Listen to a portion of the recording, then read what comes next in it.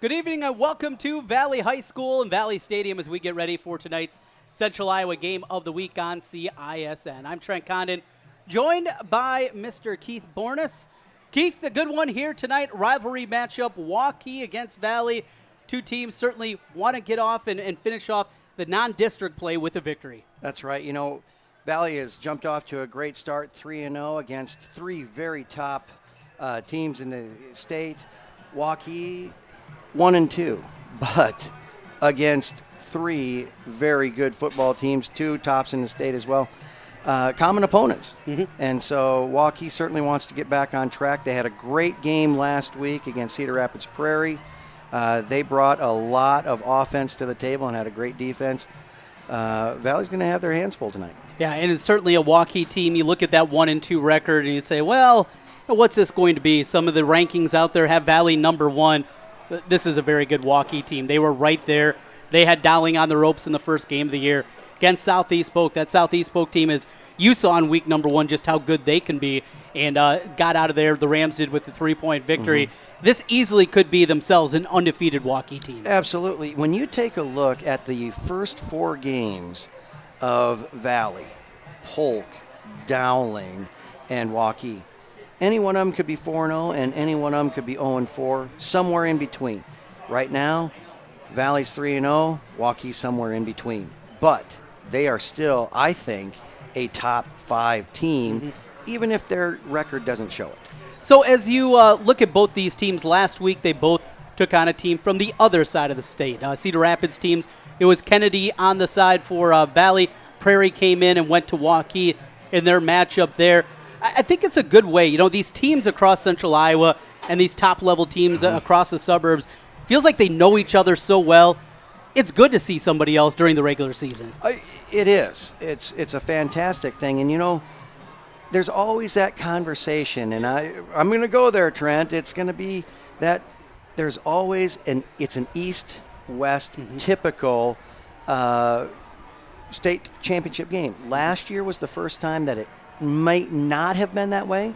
It did end up going that way, of course. But it's a situation where, because you really don't ever see anybody, and in the many years past, you never saw the east side of the state until the state championship game. So it's made the state smaller, so to speak, and now you can actually start to bank on at maybe just a 2-year rivalry, but you know, as we talked in the prep show, I had a conversation with Kennedy's athletic director. Would like to continue talks about having this go on for a third and fourth year. So even rivalries from across the state could end up becoming here. We've seen Bettendorf on the schedule in the past, and Cedar Falls, what they've been able to do, and having Dowling on the ropes last year themselves in that state championship game. It adds another level to excitement. So I got to throw this one to you. And actually, during the prep preview show, I brought this up with Jim Dewey, the athletic director at Waukee, having some conversation with some high school football fans in the office the other day. And as we look at Valley's schedule after tonight, there isn't looking like a whole lot of resistance there. It very well looks like they could be playing 5 straight games that, for all intents and purposes, might be over at halftime. What if we do kind of the inverse of what the SEC does when they schedule one of those cupcakes right before the rivalry game? How about we start district play a week earlier, start in week 4, and then week 8 is a non-district game, and maybe we get this matchup. We get Valley against Waukee. We get Dowling Valley. We get one of those big matchups there and get teams in tune and ready to go for the playoffs if they have had that backloaded schedule that's pretty easy on the backside of it. That certainly is an interesting question. I have no idea what the head coaches would feel about it. But I do remember this. Several years ago, Dowling had their tough games up front. They kind of went through the season, and they started to fight some injuries. And the one thing that they had on their side, because of the schedule they had, was time. And so they were able to make it into the playoffs using some backups. But when the playoffs were hit, everybody was healthy. And so that would be the only flip side to that I would have a question about. And, you know, the schedule itself in the district play, at times it feels like there's been a little weaker schedule in district. But that's not every year. Yeah. Yeah. You know, that is just the luck of the draw. There have been years that you've looked at district play, and there are teams, when district play begins, there's been districts that have been all 4-0 except for maybe one team. Yeah. And so, yeah, you don't know about how loaded your district is going to be until it comes out the year before you start playing it. Take a look at both sides here, Keith, and go through a little bit what you expect to see. Two quarterbacks certainly coming in with different experience level at the varsity level. Mitch Randall for Waukee, his third year now as a starting quarterback. And then Mr. Ketcher on the other side for Valley. You've told this story, a kid that hadn't been a starter at the high school level until here his senior year. Quite a story, but two different guys that have got here in different paths. Two very different guys, and because of that, two very different offenses. Waukee, they are an explosive offense. They have great big play potential. I mean big play potential. Valley's a little bit more pro-style pocket passing. We'll take a time out here, getting ready for Valley and Waukee on CISN.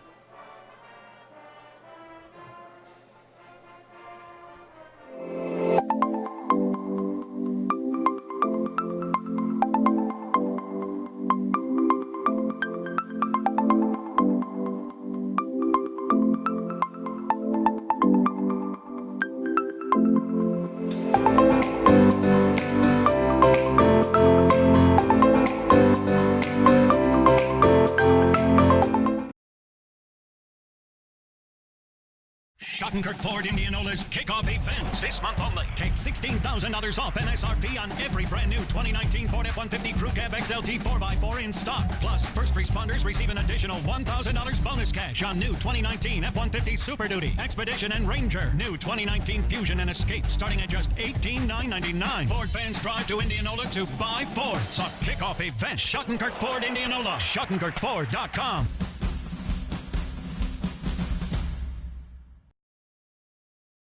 Here's to everyone who believes in competition and good sportsmanship, who knows it's not about the trophies or the medals, but rather the lessons learned.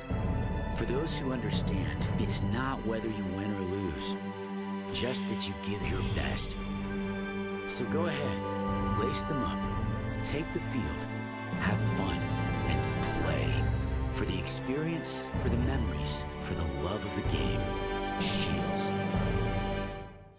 Moms typically get to make a majority of the healthcare decisions for their family. That can be a lot of pressure, but not for me, because I know the choice is ours.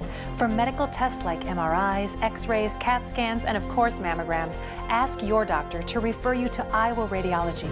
They work around our hectic schedules, they're the best at what they do, and they're so great with my family. They truly care, and it shows.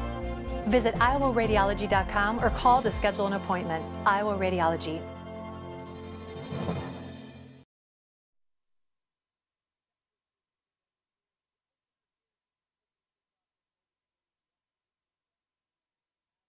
Keith Bornes and myself, Trent Condon, will have the call for you here tonight.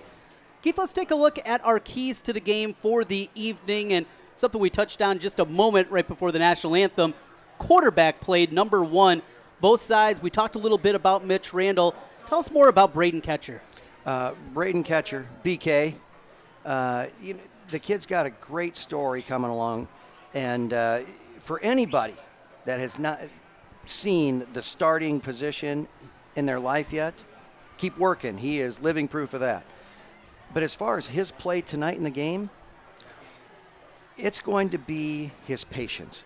He has to understand that he's got more time in the pocket than he feels that he has. And that extra, quarterbacks have a way of being able to extend a play. BK's not going to do it with his feet. He's going to do it with his patience and stepping forward in the pocket, whereas Randall is going to extend that game laterally and then create plays out there with his feet and his arm. So Braden Ketcher's got to make sure that he trusts those guys in front of him and he continues to step up and continue to read his keys down the field.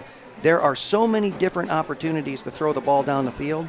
If you feel rushed, you miss them all. And that leads to our first key to the game, turnovers. 3 interceptions this year for Braden Ketcher, 3 on the other side for Mitch Randall. Waukee, by the way, last week forced their first turnover of the year. Feels like the Warriors going to come in here to Valley Stadium and pick up a win they're going to have to force a turnover or two. Absolutely. The one thing that Waukee does so well is they are very physical and aggressive in every play. They don't take any off. And so when they continue to just move straight ahead, that's one of the things that Valley has kind of struggled with, is this team that just comes straight ahead at you. Mm-hmm. And one of it is, Valley's offensive line, a lot of times they seem slow to start in the season because they're always working on their footwork correctly, and then they just get faster with it as the season goes on. That's one of the things that Coach Cochran always believed in. It's one of the things that Coach McElderry is continuing on with. You do things correct, and you just get faster with it. So hopefully they're to the point now where that head-on speed and pressure, they'll be able to start picking it up. Second key to the game, return yards. And you look at both sides, two, I think, solid kickers, but not two guys with booming legs. Between the 27 kickoffs between both sides, there's only been one touchback here. Those hidden yards, the ones that are not going to show up in the box score, kick return yards, could go a long way tonight. They certainly could. And both teams have good speed. We're talking about two teams that have multiple sport athletes. They've been on the wrestling teams together. They've been on the track teams together. And both Valley and Waukee, very solid in wrestling, very solid in track and field. So when you talk about those return yards, I don't know who to favor. Yeah. It's whoever steps up and can make those plays, they'll have an advantage right away. And finally, our final key to the game, rivalry emotions. This is a matchup. We talked about this earlier. Valley, Dowling, you know each other. Yeah. You're friends. You went to school together a lot of times. You played youth sports together. You're neighbors. Waukee, though, with that divide over there on 50th Street, those are, from the Valley perspective, those are the guys that you want to hold down. You don't want them to become the school that Valley has been throughout the years, and the football program that Valley's been throughout the years. Rivalry games, emotion, and sometimes going a little too far can play in. They certainly can. And when you have some players that have all of their emotion on their sleeves, maybe a Jaden Williams type of a guy who is an extremely explosive, emotional back. Every time I've watched Waukee play, they got guys with emotion like that everywhere on the field. And so you're right. You don't want the emotions to spill over. But at the same time, it would make for an interesting game. And I think we're going to have one here tonight. It's Waukee and West Des Moines Valley here on CISN. Trent Condon and Keith Bornes. We'll take our final break. Come back and get ready for kickoff. The Warriors and the Tigers. It's next on CISN. Central Bank is proud to support the unmatched spirit of sportsmanship and hard work exemplified by our local athletes. We're fans of high school sports and the way the big game and hometown team rally a community. Best of luck to all of today's competitors. Play hard, have fun, and make something great happen. Central Bank, member FDIC. You want to get stronger, faster, healthier. You want more. You want to be part of something bigger than yourself. A place for people of all ages, all walks of life, that provides opportunities for all to succeed. We do that. We're the why. Build more than muscle. Build a stronger community. Hi, Ron here, head coach of Westside Auto Pros. When your car's on the injured reserve, you want to get it back in the game as soon as possible. I know that. That's why you need to bring it here to Westside Auto Pros. I have a team of experts that can fix almost every automotive injury. Whether it's a fractured joint, a brake, or if your car just got its bell rung, no problem. We can even do a complete physical on your car to make sure it's game ready for the entire season. So bring your car to Westside Auto Pros and we'll get it back in the starting lineup in no time. Hey, you guys are dogging it back here. Let's move it, move it, move it.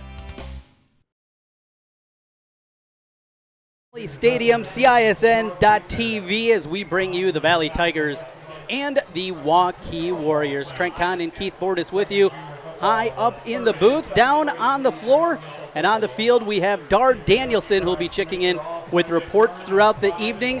And let's send it down to Dar right now and get set up with our first look down at the opener here, get our field eye view. Dar Danielson with CISN.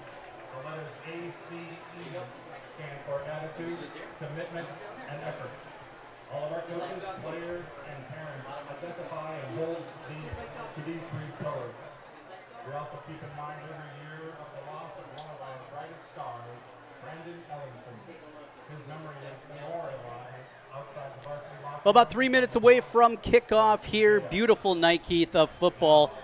Can't ask for anything better as we move our way into late September. Love to bottle this one up. You would. There's a little bit of humidity in the air, but I tell you, I'd take this over what we're going to see in November and December. The one thing that I did hear Coach Swenson talking about, though, was, it cooled down those first couple of weeks, and then all of a sudden it got hot again. And I remember him saying, gosh, it would be nice to have a little bit of fall before winter gets here. And that might not be the case. We'll see how things look certainly next week. Some of the youth football players making their way out onto the field. Keith, down there on the field a little bit earlier tonight, and just to see the excitement in those young guys' eyes as the varsity players are coming out onto the field, shaking hands, that sense of community, just another piece that makes high school football so great. It really is. And, every year when these guys come in and get to see, welcome the varsity teams out onto the field, everybody's excited, and, some of these kids start to maybe puff up their chest a little bit when they're with their buddies, but then all of a sudden they step onto the field and out walks somebody that's pushing 300 pounds and 6 feet 7 inches tall. Everybody just kind of looks up, and you see the true spirit of who these kids are, and you get very excited about the future. Valley will make their final ascent out there. So I've got to ask you this. I've never been able to be in the locker room when Coach Swenson gives his pregame speech. Different coaches do it different ways. What's it like to be there as Coach Swenson has his final words taking the team out on the field? He is a very no-nonsense type of a guy. Kind of has that belief. If you can't get yourself emotionally ready for a game, you shouldn't be playing in it. So I'm not going to stand in front of you and be a rah-rah type of a guy. I'm going to tell you the things we need to work on to be successful tonight. Now it's your turn to step up and do it. You think Coach Swenson will let me in there sometime? Well, probably not. It depends on what you have with you. If it's just you on your own, yeah, you got a fighting chance. I take off my media hat. Maybe he'd allow that one. Definitely be great as Valley gets ready to take the field here as they come out in their home black uniforms with the white pants, the yellow stripes, and the traditional white helmets with the orange V. Tonight, Waukee, they'll be wearing their traveling white tops with the black pants and the purple helmets. Colors of the game here on CISN as we get ready for high school football and what should be an outstanding matchup. Yeah, we talked about Creighton Mitchell a little bit earlier here tonight. Got dinged up early. He's got that breakaway speed. Great quickness on the outside. Any concern maybe that he's not quite playing, he doesn't have that top-end speed right now, or he's out there, you think he's got his best? Whatever Creighton is at, he's 110% of what he has. And because he's that type of kid, I think he's about full speed. And, people have actually questioned, all right, Creighton Mitchell is got football speed. Does he have track speed? Can he be the breakaway runner? Well, one of the reasons that he got picked up to play college football is because they looked at his tape as he led off the 4x1 at the state track meet, and they said, oh, maybe this kid could be what we hope he could be. And so, yeah, I think he's got his speed. I think he's 100%. And if he's not, he won't let you know that he's not. He is a tough kid. Tough kid overall, and a tough team really on both sides here. One of my favorite guys for Waukee to watch here throughout the first couple of weeks, a name that Hawkeye fans will know very well, Ed Sadit Jr. He is a big target out there. And he's listed in the program. I want to say it's 6'4", 205. Boy, he plays a whole lot bigger than that at the tight end position. Yeah, there are times he looks like he's about 10 feet tall. And if you're trying to hold up his progress, there's times he looks like he's 500 pounds and moving well. So, yes, you play bigger than you are, and if you're already big to start with, that goes a long way. They got some big play players. He's very good at the tight end position. He's got speed to go along with it, too. Odell on the outside, Jalen Martinez. Waukee, they got some quick athletes on the outside, and with the RPOs that Waukee's going to run, with the read options that they do, it's not just about reading your keys. You got to be using your eyes out there on the defense. Absolutely. And so you take a look at your linebacker position, because those linebackers are the ones that are going to stop the run initially, you hope. And so as they're reading their keys, it's hard to pick up all that shifting in the background and the slow read play that a Mitch Randall can give you on whether or not he's going to hand off or keep it and go. So when you throw in good coaching and they start to false key their guards, it's hard to find. So, yes, you have to have multiple reads in your progression to find where the ball actually is. A little bit different than playing middle school football in the North Iowa Conference here in the CIML and across Central Iowa. Trent Cott and Keith Borness with you as we get ready for kickoff down on the field right now, as Valley will receive the opening kickoff. They'll be moving left to right across the dial there as the captain's out on the field. Final handshakes, and we're about ready to go here. Offense taking the football first. Like that for Valley? I do. I think that's a nice deal to kind of work their way into it. A lot of teams like to put their offense out on the field first when they know they have a good offense that is either going to eat up some clock as they move down, or they're going to strike first with some big plays. And Valley traditionally is going to be that team that is going to move the ball down the field, take some time off the clock, and hopefully get a score at the end. Right, before I turn it back over to you, I saw Steve Duncan down on the field there tonight. He was out there with the coin toss. Steve Duncan, a longtime athletic director here at Valley before Brad Rose took over, so very good to see him out and about. And as long as we're throwing names out there, my gosh, I got up to the press box tonight and I see Kyle Strauss up here. I don't know where that guy's been since freshman year, but he's looking good. 07 graduate, right up here hanging out, seeing what life is like back at Valley. We're ready for kickoff. Waukee will kick it off to the Valley Tigers, as teeing it up will be Cade Jaden. Jaden just one touchback this year in 11 attempts, and back deep to receive for Valley. It's Mahoney and Creighton Mitchell back standing at the 5-yard line. Kick on the way, and we are ready to roll. Hit to the up back, and running out is Seskowski, bumped out of bounds. Decent field position to begin for the Tigers as they mark them out at the 24-yard line. And that time, Jaden didn't want to go to those speedsters in the back of the return unit for the Tigers. No, you take a look back there. Matthew Mahoney's got real good straight ahead speed, and Creighton Mitchell, we know his elusiveness. We've seen him on films many, many times. Defensively for Waukee, as they'll start on the defensive side of the ball from the 24-yard line. Up front, it is Paulus, Lappy, Arndt, and Thorson. Part of the front four of the linebacking unit, Evanson, Spikesma, and Wiersma. All those names that you just brought up, multi-sport athletes. Flipped out and incomplete as they were trying to find Wilcoxon. Sneaking out there, play action pass on the first play, but pressure came from the backside. Yes, pressure is going to be something that Valley's offensive line and BK are going to have to worry about. One of the things that a lot of Valley fans are very happy to see is the first play going to the fullback. He was a difference maker last year, and they want him to be again this year. Nate Wilcoxon, outstanding player in that H-back role. Here's a run for Creighton Mitchell. He's got the corner. He's to the 40, the 50. Stutter steps 40 into Waukee territory, ripped down at the 35-yard line. Big play, Creighton Mitchell, the 5'7" senior, with the big run. Anybody that's watching tonight, you're going to notice that Creighton Mitchell on the state championship 4x1 team for Valley, running down the sideline.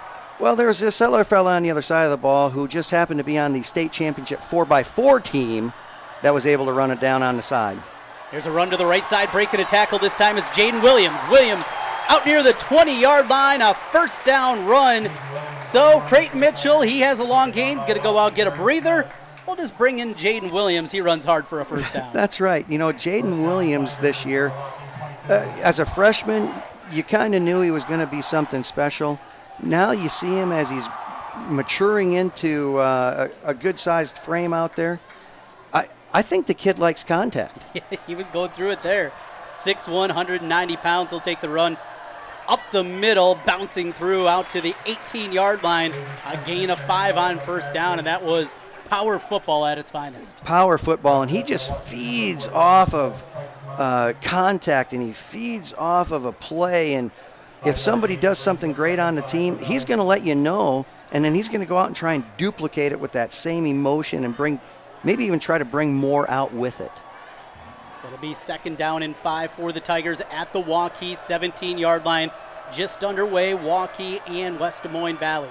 Creighton Mitchell back in the game, takes the handoff left side. He'll be just short of the first down marker as he picks up 4. What a solid drive, and they're doing it with the ground game. And the big uglies up front, that offensive line.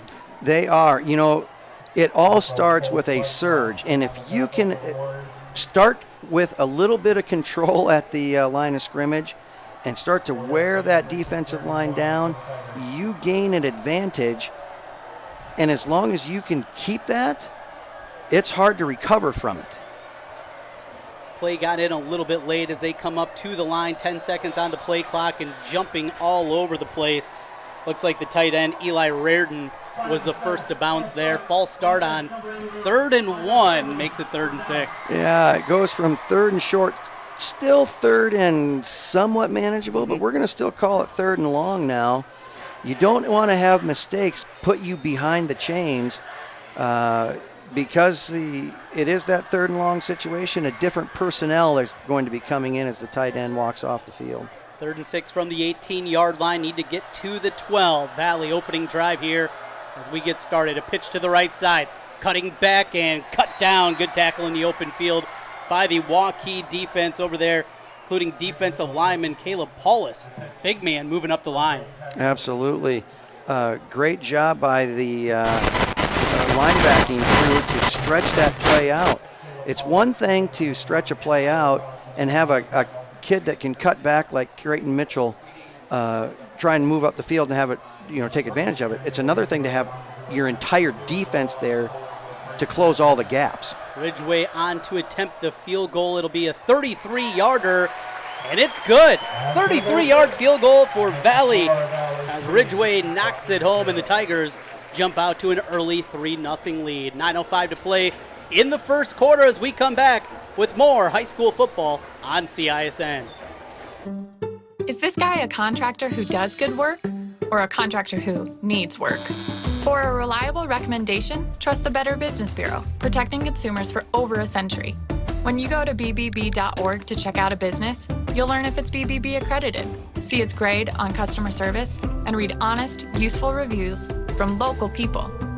For online recommendations you can trust, start with trust at bbb.org/Iowa. The other guys, they think they know what special means.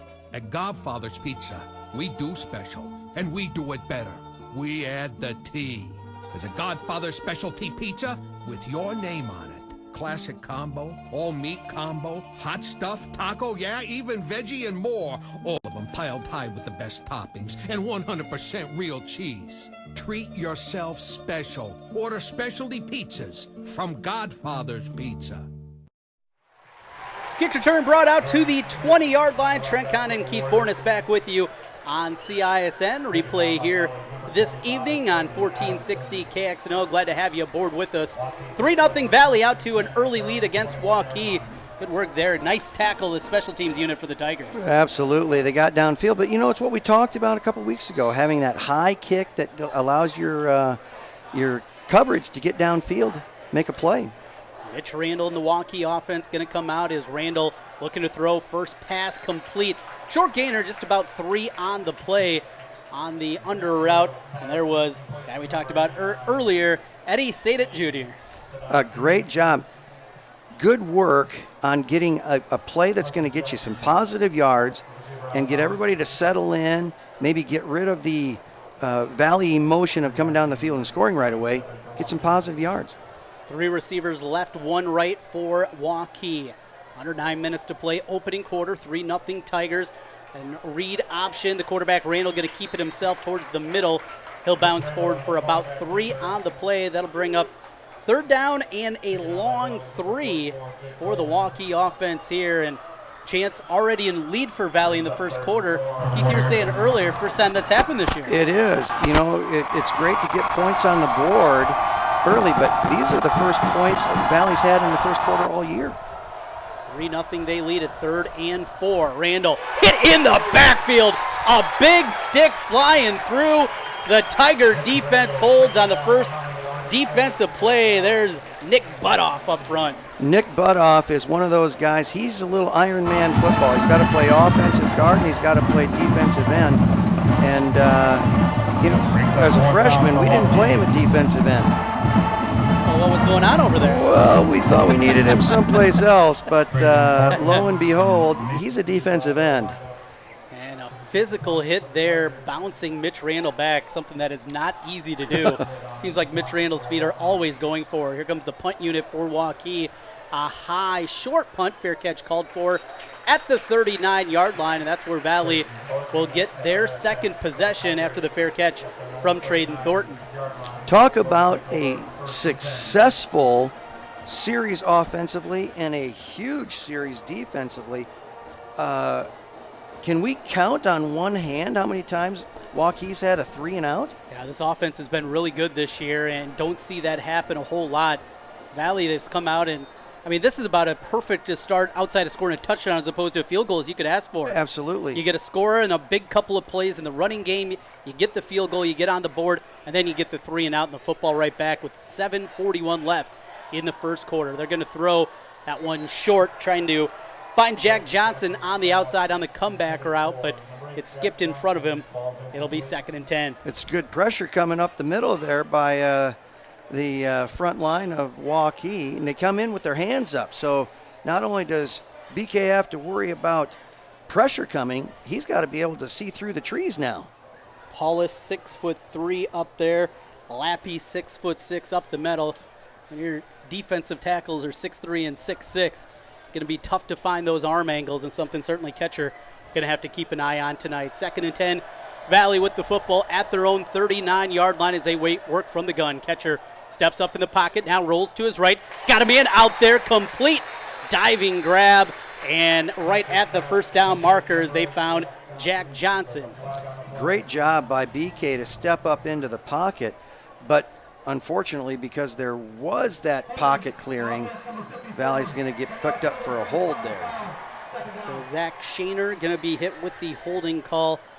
Boy, I love those Shaner kids throughout the years, and not the biggest kids, but they have a ton of fight inside of them. That's right. You can't always measure heart. Unfortunately, instead of a 10-yard gain, it ends up being a 15-yard loss.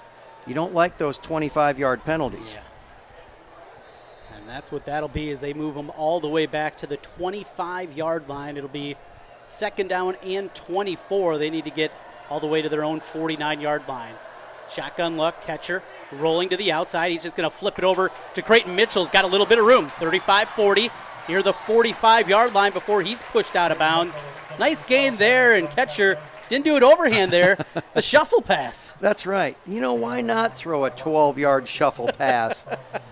And, you know, it's not like you have a 2nd and 25 play. Mm-hmm. You don't make them. But that is as good a recovery play as there is, because now you're back to 3rd and manageable. 3rd down and 5 from the 44-yard line for Valley. Need to get to their 49. Waukee making some substitutions. And out of the ball game, Nick Whitesill will come out. 7:10 to go. 3-0 lead for Valley, and we got movement. This time it was Waukee jumping off sides on a 3rd and short. Yeah, a nice little hard count there by BK.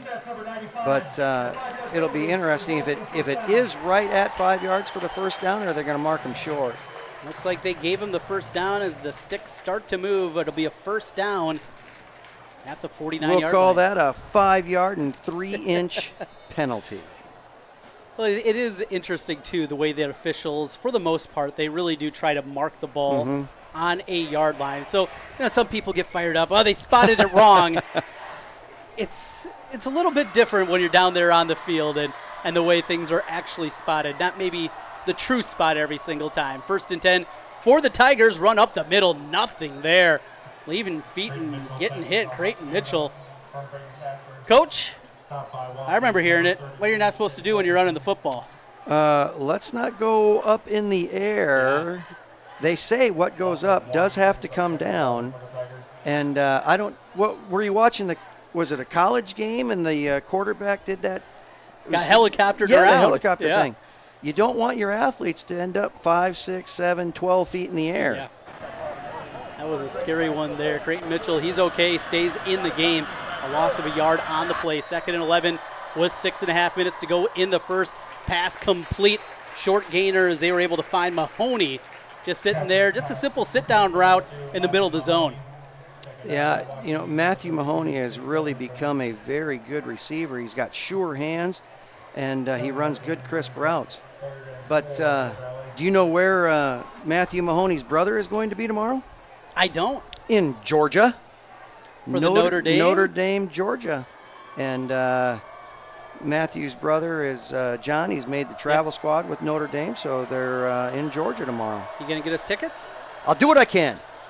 3rd down pass incomplete. Diving up after that one was Ryan New. It was well over his head. He was able to get a hand on it and almost deflected it to a teammate, but it's incomplete. We've seen Jack Johnson make some pretty incredible catches, but that was just a bit too long. So it'll be 4th down and 4 for Valley at the Waukee 45. The punt unit's going to come out there, and the guy that just jumped for that ball, Ryan New, is the punter for the Tigers as he stands back into Waukee territory. New on the season, 11 punts for 397 yards, 36.1 yards per punt. Do you know who wasn't the punter as a freshman? I'm going to guess Ryan New. Ryan New was not the punter. Somebody's got to have a talk with those freshman coaches, I think. I don't know what's going on. New's going to try to run for the corner. He's at the 45-40. He's got the first down. Well, that's why you put a kid like Ryan New back there, because of that elite speed, and you can set something up for a spot like that. And, he still can punt. Yes. Boy, he got the corner, set the edge. It took one good block out there, and as soon as he got the corner, certainly the speed to get the first down. A nice gain there to the 31-yard line and a fresh set of downs for Valley. I would be willing to bet that not even Greg Swenson, Coach Swenson's son, would have said, we're going to run a fake here. 36-yard line. Valley already up 3-0, 5:40 to play in the first quarter. Catcher works from the shotgun, play action pass. On the wheel routes, got a man out there, bobbled the ball, incomplete. New got hit right as it was coming in, completed the catch, but out of bounds. Yeah, he was talking to the official for just a moment saying, hey, I initiated the catch inbounds. I just caught it out here. Where's that continuation thing they always talk about? Not going to happen there. And good work by the sideline crew there. Yes. All the officiating, seeing that. Saw in just a little bit of a bobble enough for the incompletion. 2nd and 10 now for Valley from the Waukee 31-yard line. 3-0 Tigers with the lead. Single receivers on each side as they work out of the eye. Wilcoxon. And run it to the left side with Williams. Not a whole lot of running room there against the middle of the Waukee defense, though. Just a short gain of about 1.5 yards. As far as the running back crew right now, so far, other than when Creighton Mitchell went airborne, have they had a play that went backwards? Don't think so, no. Forward push. Maybe you do keep your feet on the ground.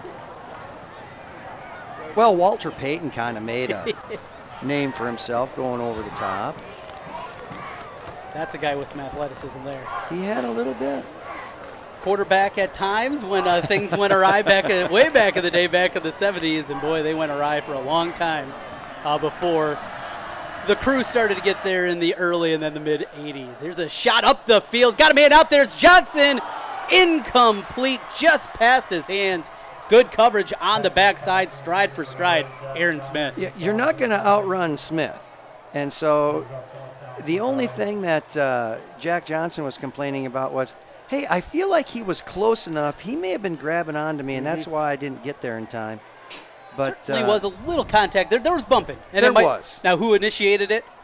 Depends on which side you ask, right? Absolutely. It's a friendly rivalry. 3-0 Tigers as they line up for their second field goal of the night. This one going to be a little bit longer. It'll be a 46-yard field goal attempt. They'll spot it at the 36, kick on its way. It is no good, short. Just didn't look like got a good foot on that one. He didn't, but still it's a great call because you kick it. He kicks it from the 41. They snap it from the 39. Where's the ball going now? The 20. Mm-hmm.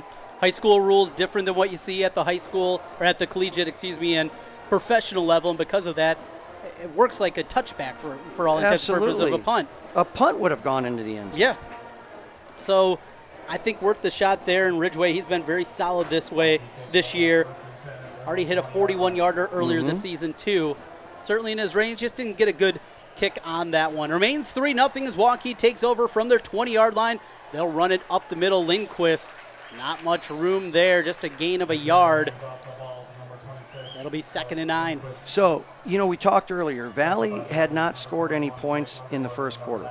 Valley had not given up any points in the first quarter yet this year. And this is a pretty good example of what's going on. Valley's offense got off to a great start. Valley's defense got off to a good start.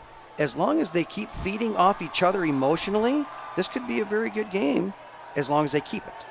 Randall taking a shot up the field. It is picked off, intercepted, going high. Oh, they're calling it incomplete now. Thornton went way up for that one, came down hard, and the ball was popped loose. It hurts a little bit more when you don't hang on to it. And that was a hard hit to the ground. What an amazing effort by Trajan Thornton. Thornton, big cornerback out there, a tall cornerback. Tall. Not big by any means, 145 pounds, but he skied for that one. Now 3rd and long, Randall goes to his right, rolls, throws it away, nobody over there as he tried to find. There was a coach standing over there, didn't even make an effort at it. Tried to find Aaron Smith over there, but way too high on that one. So another stop, another 3 and out for the Valley Tiger defense with 3:54 to go in the first. Gotta like the saltiness we've seen out of the Tigers at this point. They have looked sharp on that side. They really have. But in order for the defense to continue playing at the level they are, you got to have something out of your offense again. Don't put your defense right back on the field. Back deep to return for Valley. DeBrava back there as the punt is blocked. Got a piece of it. It pops high into the air at the 20-yard line. It'll roll back to the 23, covered up there by the Tigers. But the special teams unit comes up again for the Tigers and a punt block. One of the things that Coach Swenson has always said, and it's not just Coach Swenson, a lot of high school coaches do this because they want their best athletes on the field. A lot of coaches do it because they have to, because of the numbers on the team. But Coach Swenson says if there's 3 components to the game, we want all of them to be as good as we can make them. So he's got starters from offense and defense out on that special teams. Saw that in a little game in our state last week in the in-state rivalry on the college side. Now, it's not just offense, not just defense. There is also something called special teams. One team blew out the other team in that fact. Absolutely, and unfortunately or fortunately, depending on what side you're on, there will be a play that will not be forgotten. 1st and 10 Valley from the 23-yard line of Waukee. They'll run it up the middle. Creighton Mitchell breaks a tackle out past the linebackers for a gain of 8. Hard running there out of Creighton Mitchell, straight up the gut. One of the things that we've always talked about his shiftiness and how slippery, I like your term, he is. But anybody that sees him in the weight room, you can see just how strong he is too. And so if he needs to put a hit on somebody, he will. He just likes to avoid them. 2nd down and 3 from the 17 this time. Well, nowhere to go as it is covered up quickly by the defense. Paulus, Arndt, Lappy, all there. Thorson for the Waukee defensive front and lost 1.5 yards on the play. So it'll be 3rd and medium. We'll call it 3rd and 5. Tigers from the Waukee 17-yard line. Great job by that defensive front and a couple of linebackers who kind of snuck right in there. These coaches know each other. They can kind of predict where 3rd and 5 for Valley, up 3-0. 2:36 to play in the first quarter. Catcher rolls to his right. He's ripped down for a sack. The pressure kept coming for Waukee. First one there, Cale Thorson. Yeah, their athletes are as good as anybody's. Waukee can put pressure on you. They can sit back in coverage. You're not going to outrun their defensive backs. It's going to be they did a great job stopping Valley's offense when they needed to stop the offense. And so the field goal unit will come on for the third time. Sam Ridgway looking for his second field goal. He's 1 for 2 on the night. They'll line up this one. It'll be a 43-yarder to be the longest of the year for him. Plenty of leg, but it is wide right. Just pushed that one. Had the leg that time, but pushed it. He did. And that's one of the things that all of the kickers truly have to do is make sure that they work on consistency in the kicking game all the way through. And there isn't any wind tonight, so wind isn't going to affect it. It's going to boil down to your concentration.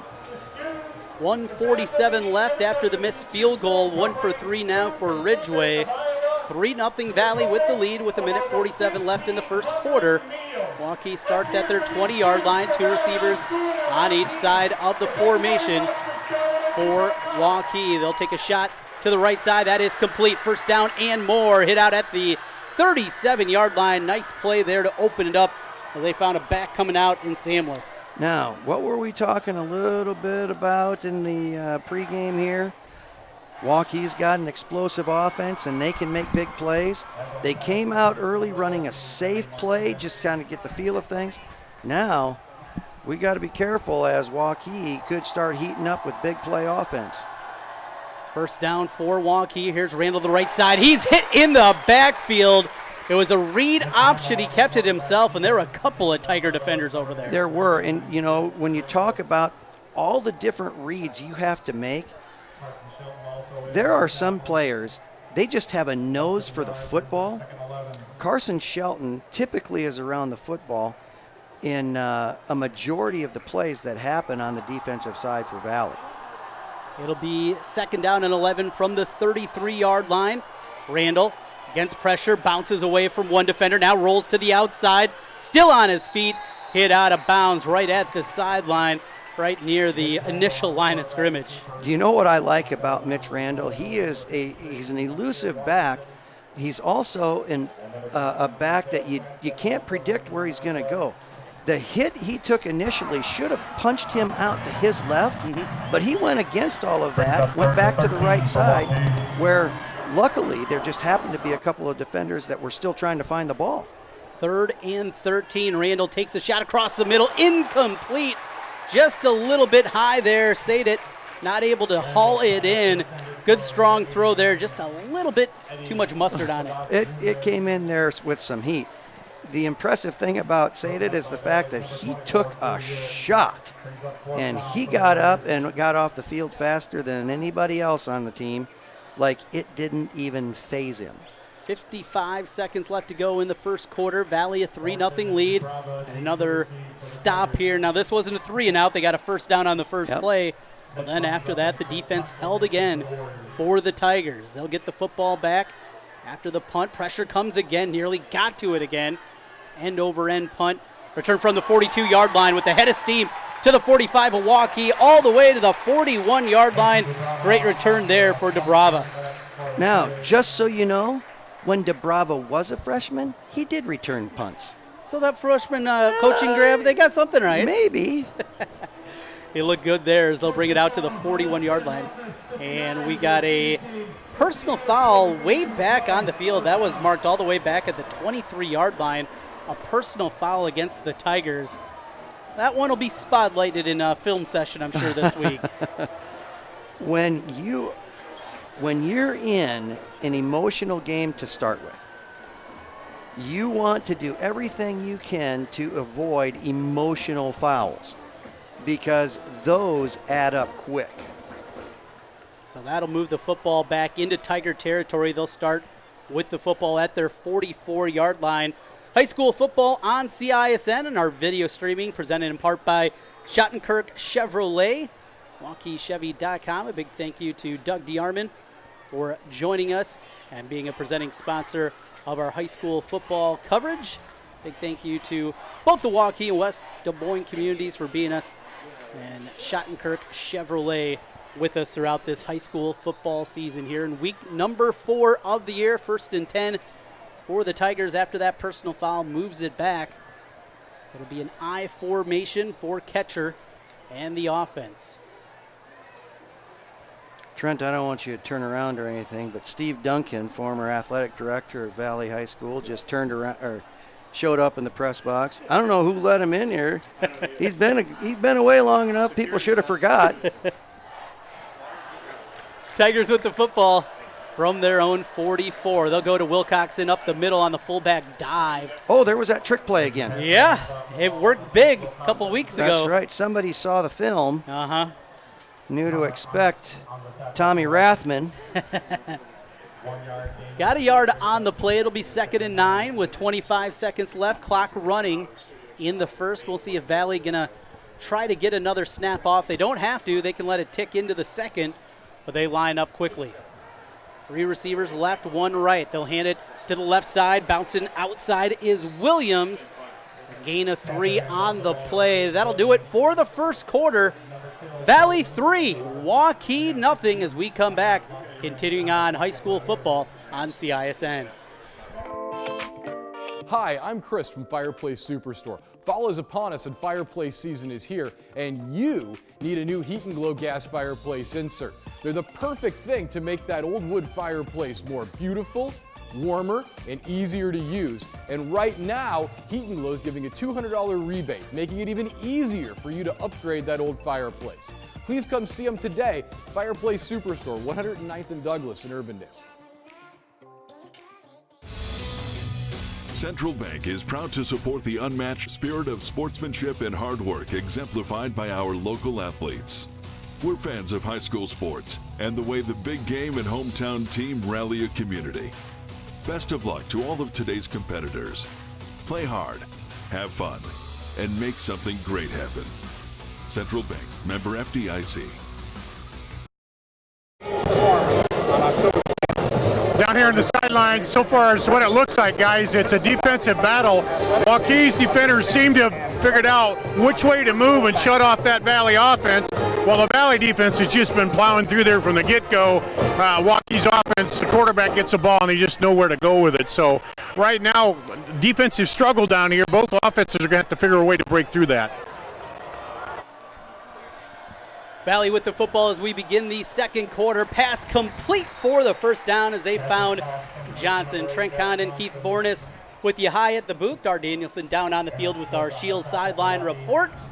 But kicked out Mr. Bornis, and we got the former AD over here in West Des Moines at Valley High School, Mr. Duncan. Good to see you. How are Trent, things? good to see you. Enjoy being back here in West Des Moines. When we retired, we moved away over to Solon, Iowa, over by the University of Iowa. So it's always good to get back, and it was a great honor to be the honorary captain for this game. It was very nice of the district to do that.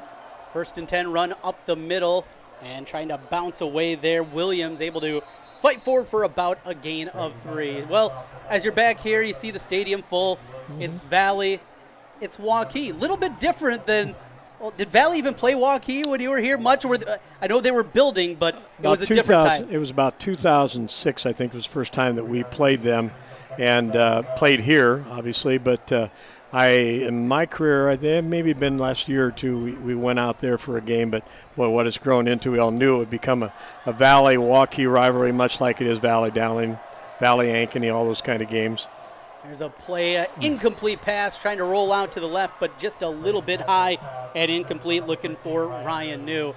Well, some things change, some things stay the same. Waukee certainly built here, but this West Des Moines community, we're landlocked. There's really nowhere else to build. But you see the stadium, you see the kids down there.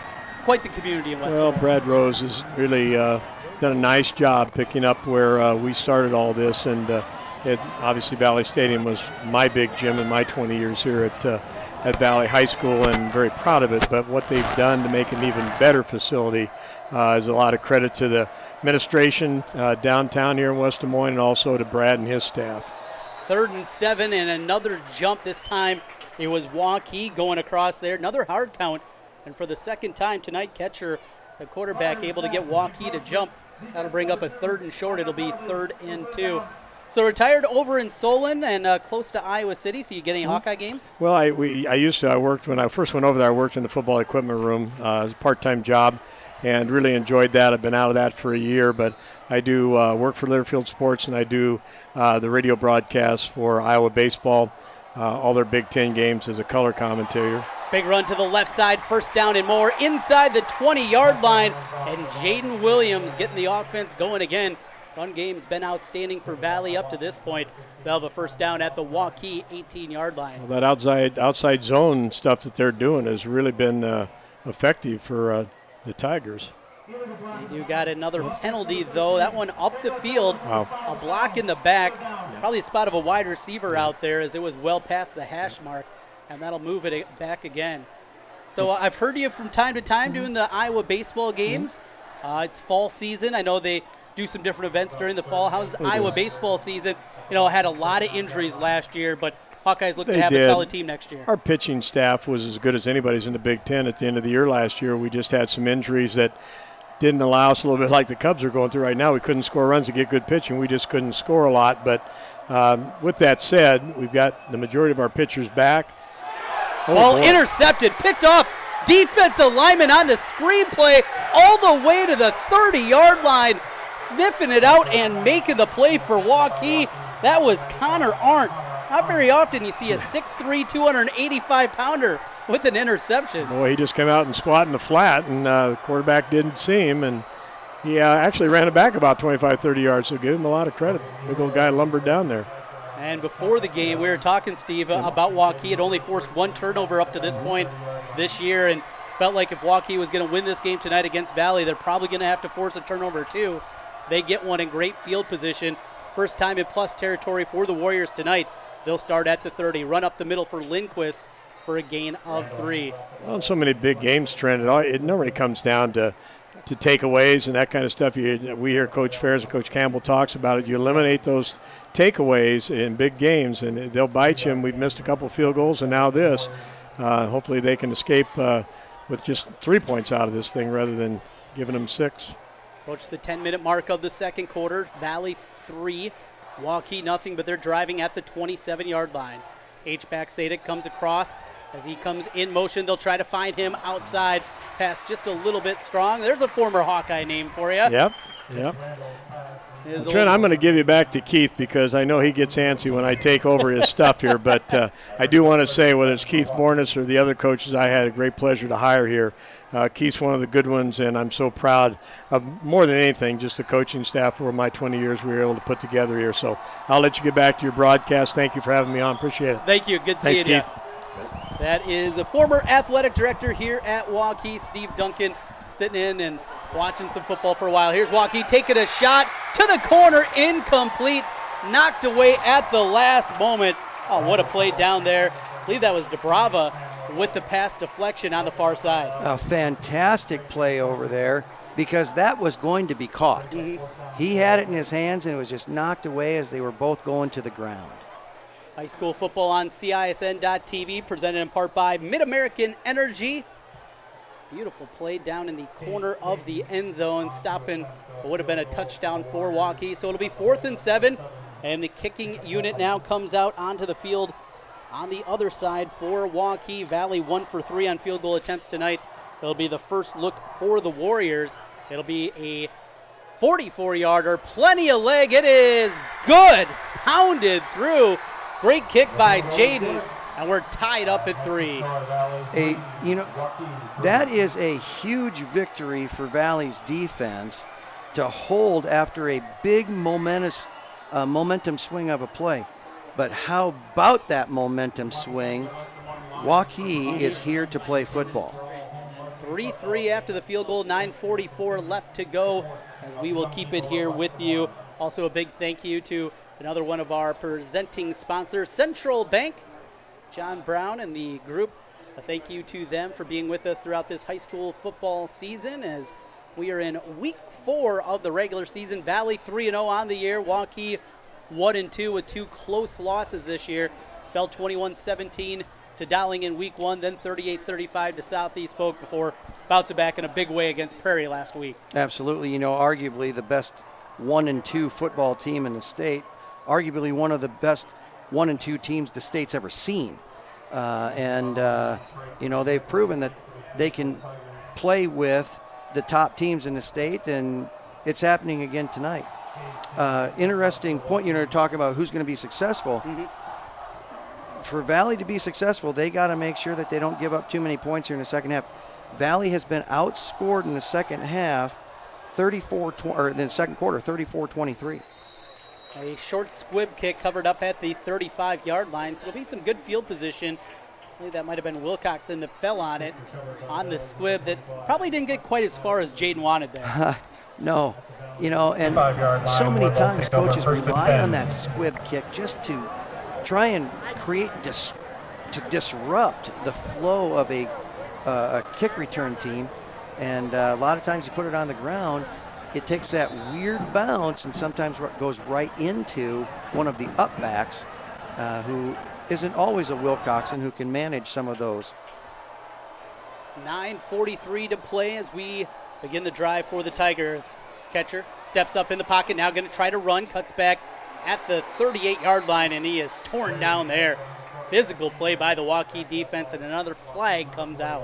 Yeah, Braden does a great job extending that play as he worked his way up the field, only to have that end up being another from-the-spot foul that's going to bring it back. Instead of a 4-yard gain, it ends up being a 13-yard loss.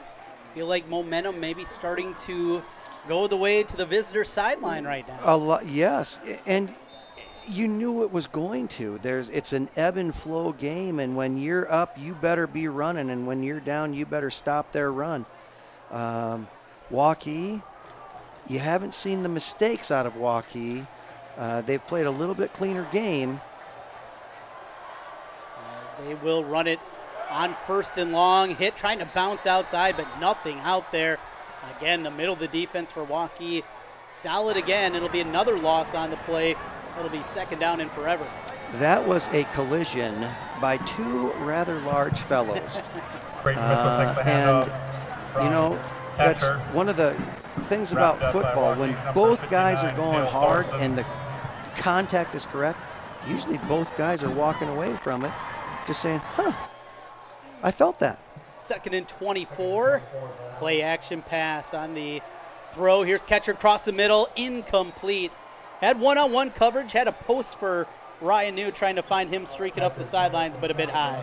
Yeah, and the thing about when Valley tries to stretch the field vertically, they got 3 guys going down the field.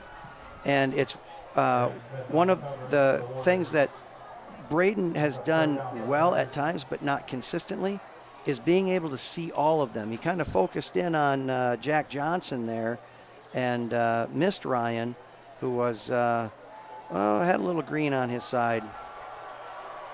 3 receiver look here along with the H-back Wilcoxon. Catcher again to throw, looking high, tipped away, incomplete. Maybe lucky that one wasn't intercepted as Lindholm was there for Waukee. Yeah, he's kind of been all over the field tonight. Valley doing a nice job trying to move the ball around to different athletes, trying to figure out what combination is going to work right now. And Waukee's just been able to stifle both of it here, or all 3 of them here in these last couple of series.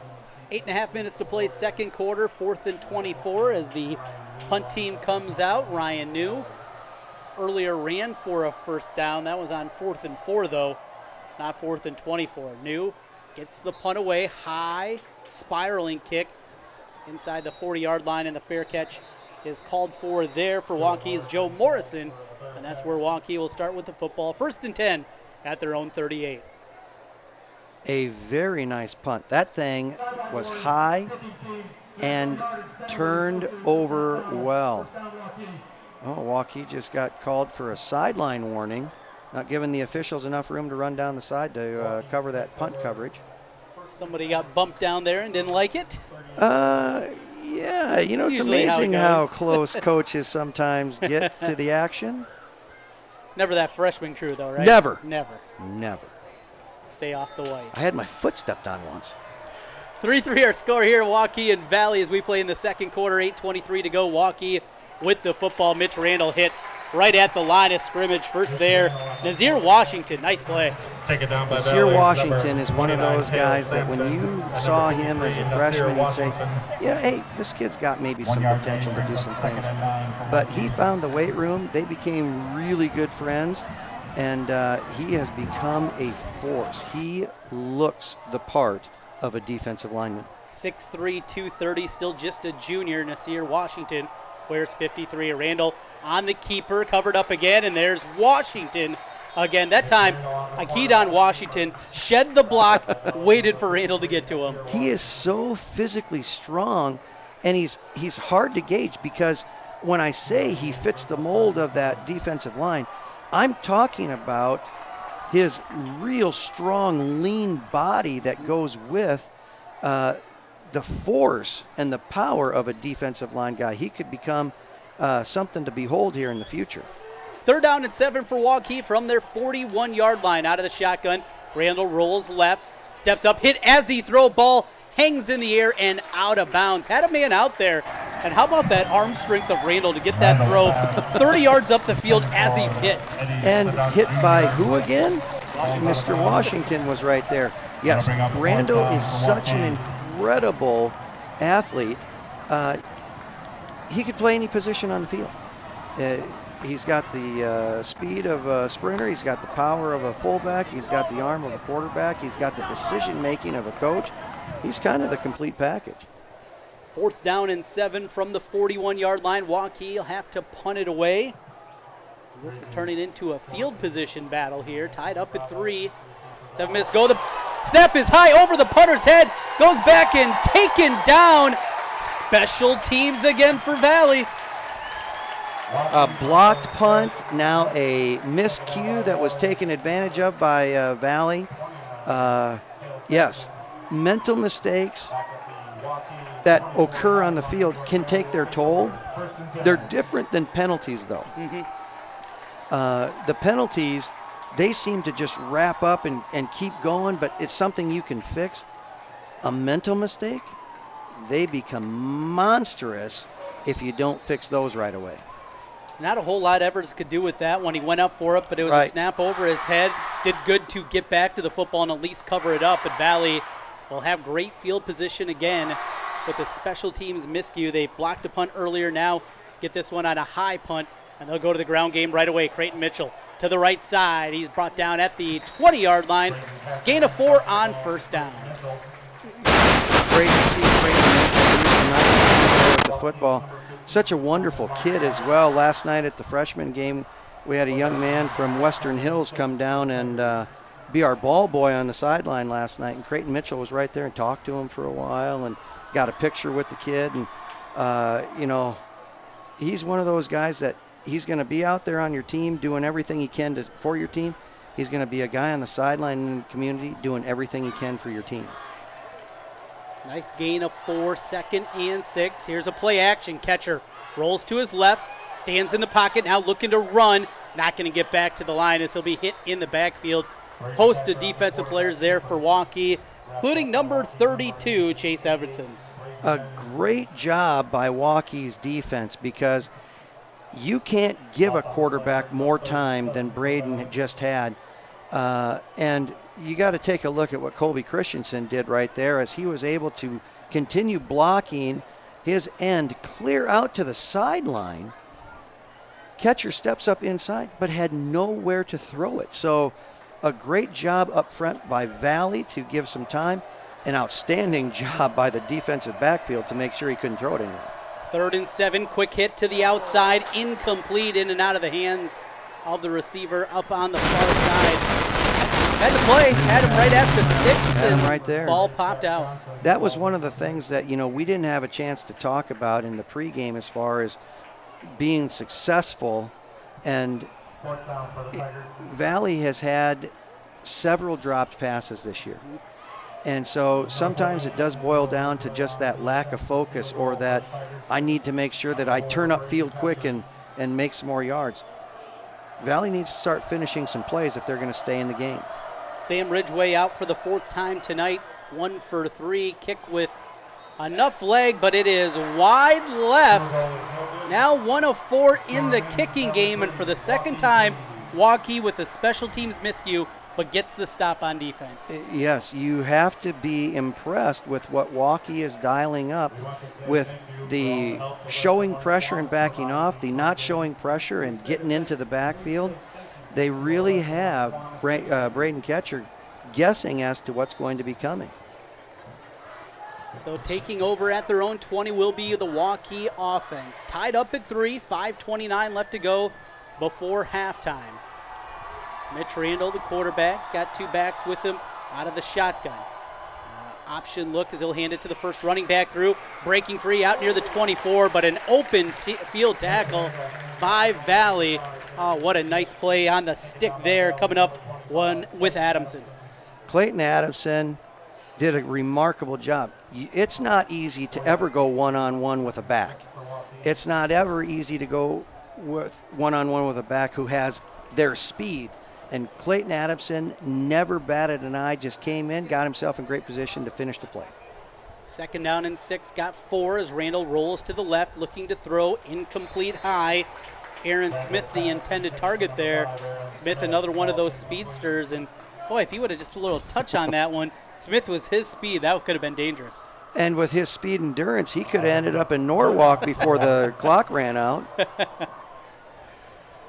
Incomplete though, 3rd and 6. 4:51 left in the second quarter, still tied at 3, Valley and Waukee here on CISN. Glad to have you aboard with us. Thank you again to Schottenkirk Chevrolet, Central Bank, and Mid-American Energy for their sponsorship of high school football in Central Iowa. Shotgun snap, they're going to try to run it, bouncing it out to the right, out of bounds, shy of the 30-yard line. Not going to get the first down, doesn't appear. He will be about 1.5 yards short. Oh boy, I mean, the way the punting game has gone here, you're at your own 29, but almost why not, right? Well, yeah. But, you know, credit Valley's defense there to stretch that play out. There was never any opportunity to just vertically go. It was a nice pickup, got 4 yards, but it wasn't enough to move the chains. So when you can stretch that play out and have people filling in the gaps behind you, that's success. Over the head again. High snap all the way back to the 5 before it's covered up. That time for Waukee. Oh boy, for the Warriors. Now a flag came in late as the special teams was coming in trying to cover that and hit the punter after he'd covered up the football. He did, you know. A lot of times, the rules to the kicking game again, don't be offsides, don't rough the kicker or the holder, and never let the ball hit the ground. On this, you sometimes forget that after the ball has been touched, the punter is no longer protected, except when he's on the ground. Yeah. And so Mr. Stillman got there, very anxious to see if he could jar the ball loose and maybe pop it into the end zone. Valley keeps possession of the ball, but Valley's been here before. They haven't been starting on the 3. Instead, they'll start at the 19-yard line. They'll run it straight ahead. Good physical, strong run on first down from Jaden Williams. But you're right. Now, 1st and goal at the 4-yard line. The second straight time a snap's gone high. It just this has been one of the odder games I've seen in a while. 3 missed field goals already. 2 snaps over the punter's head. A block punt. And when you have some of this craziness, a lot of times you expect touchdowns afterwards. It's still 3-3. It is. And when you throw in all the hankies that have been on the field, I'd say both sides aren't very happy with their execution. Here's Ketcher across the middle, incomplete. Nice play defensively on the backside for Waukee. Looked like that might have been Mukhtar, junior defensive back, coming in on the coverage there because initially wide receiver had a step. He did. I thought it was going to be a touchdown. I was almost ready to eat my words and say, until now. But a fantastic defensive stick there to knock the play out. It'll be 3rd down and 7 from the 17 for the Tiger offense. Waukee 3, Valley 3, with 4:04 left before we hit the halftime buzzer. Play action pass, taking a shot, got a man out there. Complete touchdown Valley, back of the end zone. What a throw, and an even better catch for 6. That's right. Ryan New had all the green in the world. That ball was placed perfectly to where if anybody would have caught Ryan New, they still wouldn't have been able to get in front of him to make the play. Nice throw, nice catch, great protection up front. Now it's time for the extra point. Kick on its way, and it is knocked through as Feldman in to attempt the extra point, gets it and gives Valley a 7-point lead. Valley 10, Waukee 3, 3:58 left to go before halftime as we come back on CISN. You want to get stronger, faster, healthier. You want more. You want to be part of something bigger than yourself. A place for people of all ages, all walks of life, that provides opportunities for all to succeed. We do that. We're the why. Build more than muscle. Build a stronger community. Is this guy a contractor who does good work or a contractor who needs work? For a reliable recommendation, trust the Better Business Bureau, protecting consumers for over a century. When you go to bbb.org to check out a business, you'll learn if it's BBB accredited, see its grade on customer service, and read honest, useful reviews from local people. For online recommendations you can trust, start with trust at bbb.org/Iowa. Aaron Smith with the return for Waukee brings it out to the 20-yard line, and that's where the Warriors will start with the football. Keith Bornes, Trent Condon here with you, high atop Valley Stadium. Touchdown, a 17-yard touchdown strike as Valley gets the first 6 of the game. 10-3, they lead it with 3:50 to play. Now Mitch Randall in the Waukee offense looking to answer. Randall going to run a sweep to the left side. He is brought down after a short gain. Going back to the touchdown, Keith, and out of the hand, I told you during the break, I thought that was just going out of the back of the end zone. Ryan New was able to track it down. Yeah, you know, there are some special athletes out there, and Ryan New is certainly one of them, as he's got good speed, but there's that extra gear that people sometimes don't have that he has found to be able to either create separation or go grab something like he did just then. 3:44 left after Randall was bumped out. We have whistles before the snap. Timeout. Timeout on the field. We'll take it with him. 3:44 to go before halftime. Valley 10, Waukee 3. Back with more on CISN.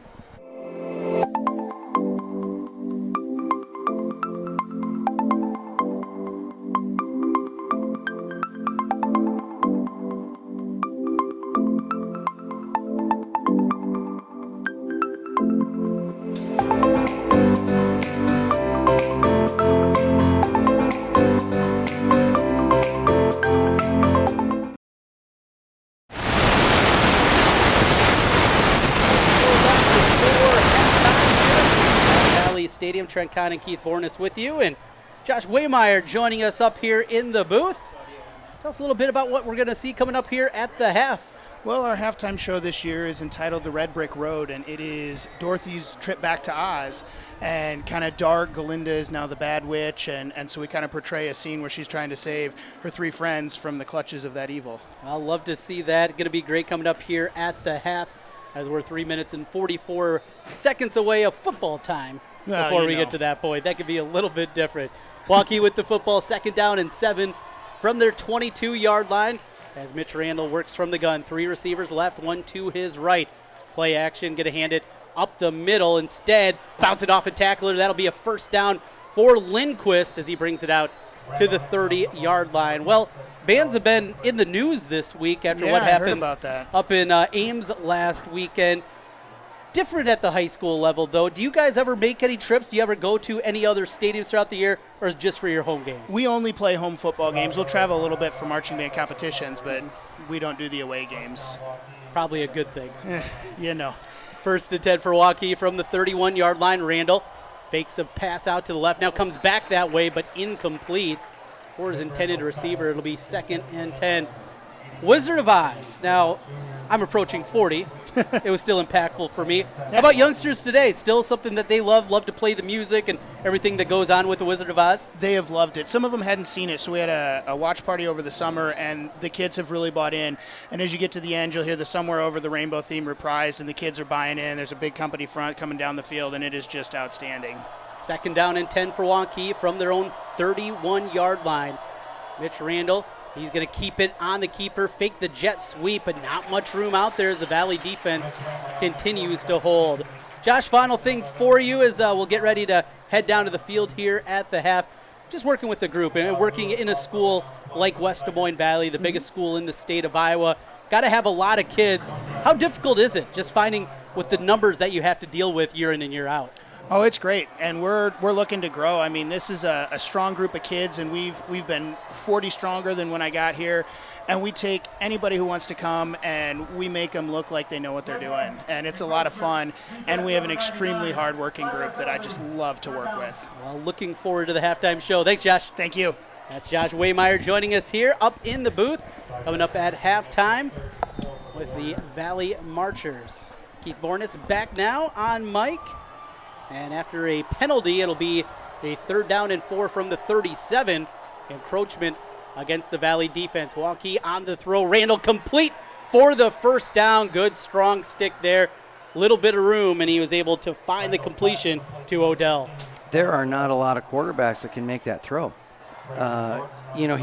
When he has pressure, he's used to extending the play with his legs, and that was something where he was able to just hang in there. Second window opportunity, he made a strike of a throw there. Clock running, 2:15 to play as they'll pitch it to the outside. Lindquist to the 50 and past midfield into Valley territory. Good gain of 7 on that play. It'll be 2nd and short. You know, this is that time of the game when fans really start to get, hey, why are there so many yards being going on here? And you notice that Valley's still playing pretty tight, but a lot of times that prevent defense starts going. They'll give up yards here, but they don't want to give up the big play. Waukee with the football, 1:45 to go, down by a touchdown. Mitch Randall will roll to his left. He's going to take a shot up the field. It is brought into the 20-yard line. Odell, what a play. Looked like a different kind of Odell on that grab. One-hander. A little bit, and he had Trajan Thornton draped all over him. When I say draped, he was covered well. And it was a great defensive play, but wow, what an amazing offensive play. So it's 1st and 10 for Waukee. They're at the Valley 16. Valley leads it 10-3. Randall with the throw. Lindquist hit right at the line. Stops his momentum. Had a good play on the outside. A little John afterwards, too. That sometimes happens in that friendly rivalry getting built here. As Kadar Lewis came up and made a play. A great job. Kadar Lewis has really matured his way into being a starter here on the defense. And that's one of those plays that will keep you a starter if you're willing to come up and make a hit. Clock ticks under a minute left in the first half. Randall to the left. Pressure coming. Takes a shot. It is tapped away out of bounds. Good solid defense on the far side of the field that time for the Tigers. In coverage, it was Thornton. Yeah, Trajan Thornton, he is a tall body, lean body. He was a part of Valley's state championship shuttle hurdle relay team.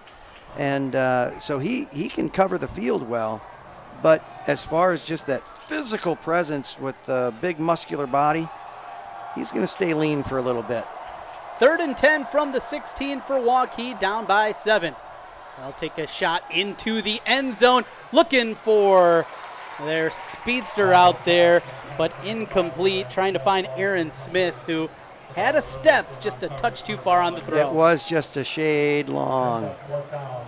It'll be 4th and 10, and the kicking unit will come out again as Cade Jaden, senior kicker. Jaden, a year ago, one of my favorite stories, his only field goal of the year, a game winner against Johnston, and one of the wildest, craziest games I have ever called. That was a fun one out there. This year, certainly improved on that as he is now 4 of 5 on field goal attempts this season during a senior campaign, looking for a second of the night. Kick on its way, plenty of leg, but it's wide right. kicking woes continue tonight. That is now our 4th missed field goal. You know, when these goalposts were first put in, they were adjustable because you didn't know who was going to play here. And so they would go to the college width and the high school width. I thought we replaced them, but maybe they're a little narrow this fine evening. Something is off, that is for sure. And we talked about this in the pregame show. 2 good kickers. Yeah. You know, neither of these guys are boomers in terms of leg strength, but they have been accurate throughout their careers. They've been good. Ridgway with 3 misses, now a loss for Jaden. That might be the surprise of the night. I would have to say. 41 seconds left. Valley will take over at their own 20-yard line. We'll see if Coach Swenson going to be aggressive here or going to be happy taking a lead into the halftime. They'll go to a jet sweep to the left side. Little bit of room out there for a first down out past the 30-yard line as they were able to find Creighton Mitchell on the jet sweep. A great job by Creighton Mitchell. Coaches sometimes base that first play as to what they're going to continue to do. A nice, 15-yard gain almost, and out of bounds to stop the clock. You still have 3 timeouts left. You almost have the world at your fingertips. Almost say you go back to that one, but have your quarterback keep it and take a shot here. They'll give the same look, but this time they'll go to the second man through. That's Jaden Williams, but he is torn down in the backfield for a loss of 2. Gave the same look there with this speed sweep look, but instead went to Williams with the defense ready for Waukee as the clock will tick now inside of 20 seconds left. Valley taking a long look over at the sidelines, and that could be it. Gonna guess so. Backed up at your own 31. Certainly don't want to turn it over. We've already seen an interception from catcher tonight, and they will. Valley will trot their way back to the locker room, and we will hit the halftime horn. Valley 10, Waukee 3. Let's take it down to the sidelines. Dar Danielson down there with our Shields sideline report.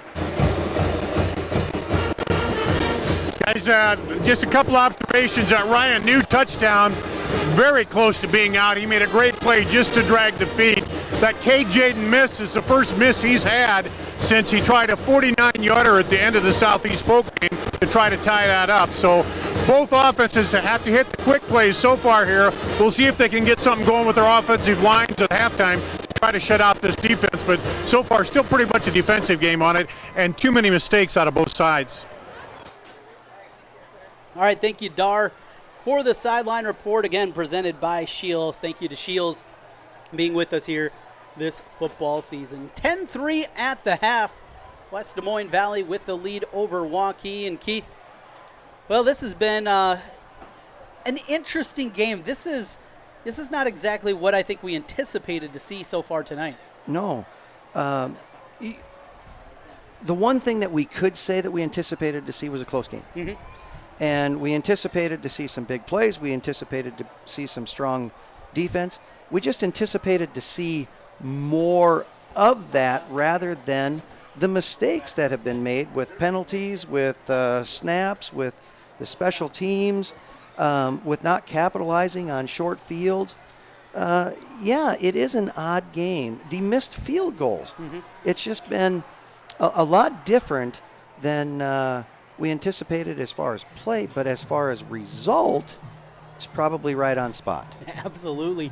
How we got here, 2 snaps over the punter's head, a block punt for Waukee. Mm-hmm. You have those 3 things happen, you don't expect to only give up 10 points to Valley. That shows you how well this Waukee defense has played. Valley, on the other side, they say, we've missed 3 field goals, we've had all these opportunities, we should be down. Yet you look at the scoreboard and you're up.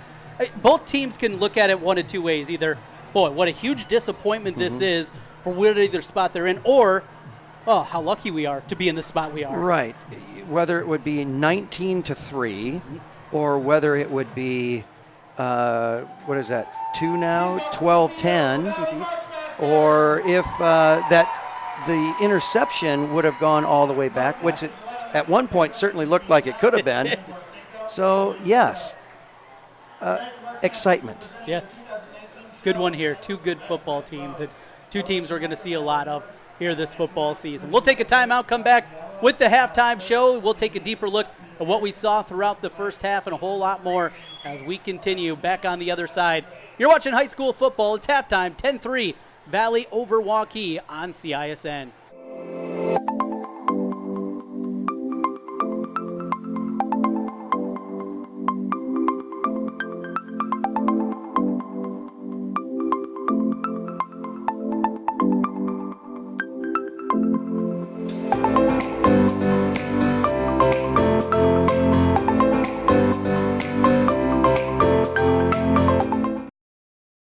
thousands in Waukee. Schottenkirk Chevy, Waukee. 2019 Silverado 1500 Double Cab up to 25% off. 2019 Silverado 1500 Crew Cab, LT or RST up to 20% off MSRP. Or up to $5,000 off plus 0% for 72 months. We're in a position to give you more for your trade in Waukee. 2019 Colorado up to $7,000 off. Or $5,000 off plus 1.9% for 60 months. Or 2.9% for 72 months. These won't last. Schottenkirk Chevy, Waukee. WaukeeChevy.com. Central Bank is proud to support the unmatched spirit of sportsmanship and hard work exemplified by our local athletes. We're fans of high school sports and the way the big game and hometown team rally a community. Best of luck to all of today's competitors. Play hard, have fun, and make something great happen. Central Bank, member FDIC. MidAmerican Energy and you, together partnering to change the energy landscape by pioneering money-saving, energy efficiency programs and building a new industry in Iowa, wind energy, all while keeping your rates low. So what's next? We'll keep delivering cost-effective energy efficiency programs while putting money back in your pocket. That's right. You decide how best to spend your savings. That's a partnership good for you, good for the environment, and good for Iowa. Another way we're obsessively, relentlessly at your service. Hi, I'm Chris from Fireplace Superstore. Fall is upon us and fireplace season is here, and you need a new Heat and Glow gas fireplace insert. They're the perfect thing to make that old wood fireplace more beautiful, warmer, and easier to use. And right now, Heat and Glow is giving a $200 rebate, making it even easier for you to upgrade that old fireplace. Please come see them today, Fireplace Superstore, 109th and Douglas in Urbandale.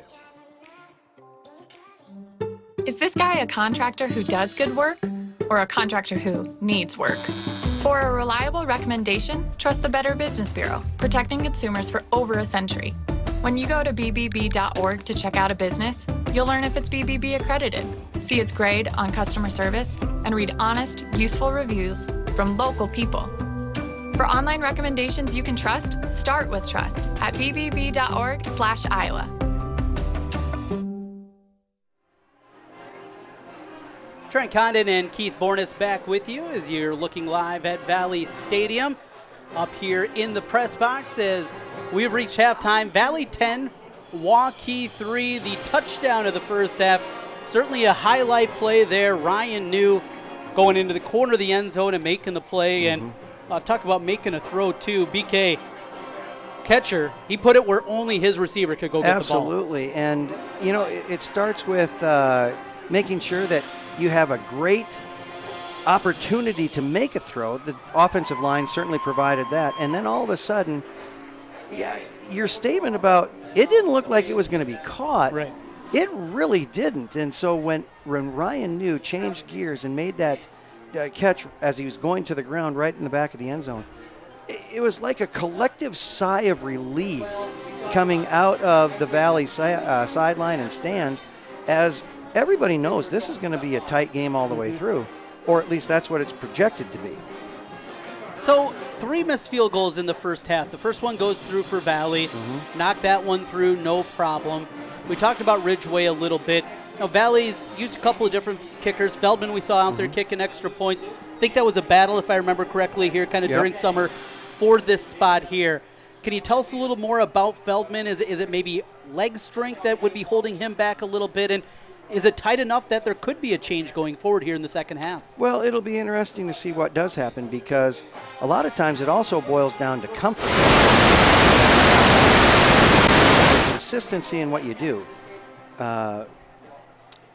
Feldman showed a lot of more consistency, even though he doesn't get it into the end zone. It's been that higher, longer, to the 5-yard line type of a kick to let the kickoff coverage get down there and try and make a play. When it comes to the longer field goals, Ridgeway has shown more consistency there than he has with his kickoffs and with the shorter game. And so you don't ever want to take it out of a kicker's hands, because you don't want anybody to lose their confidence about things. Sometimes kickers can be a funny creature. And so could there be a change? Well, absolutely. There could always be a change. Does Coach Swenson want there to be a change? I don't think so. On the other side, Waukee's had their own special teams issues, a missed field goal on their side, but those snaps over the punter's head, that's another thing where it's difficult enough to find a long snapper. Yes. But then when you're in the middle of a game involved like something like that, it's not like baseball. You just go to the bullpen and bring in a different guy here. Your long snapper, for the most part, you probably have one that you feel confident when something like this happens. Certainly, he's got to shake the confidence of Coach Carlson and company. There are some smaller school districts that would like to say, what did he say, bullpen? But you're right. When you're here, you typically have one guy that is able to fire that thing back there, or you have one guy that is at least consistent at doing that. And, when you lose that guy, you lose a third of your game as far as potential to score. Valley blocked punt, 2 over the head. Those were 3 golden opportunities that were only capitalized one time. So, that's going to be in your head, both as a snapper and as a punter, as to where's this ball going to actually end up. Well, we are going to come back here and take a look at maybe some changes for the second half. Keys to the second half on both sides. Who's going to pull out with the victory? West Des Moines Valley, a 10-3 lead over Waukee at the half. Valley being out on the field right now. Doing a great job. Little Wizard of Oz out there. Little Wizard of Oz. Josh Waymeyer and the Valley March Masters. Josh Waymeyer's done a great job since he took over. And, the March Masters have always been an elite group. They put in more time than anybody else does. You see him here at 6 in the morning. You see him here at 9 at night.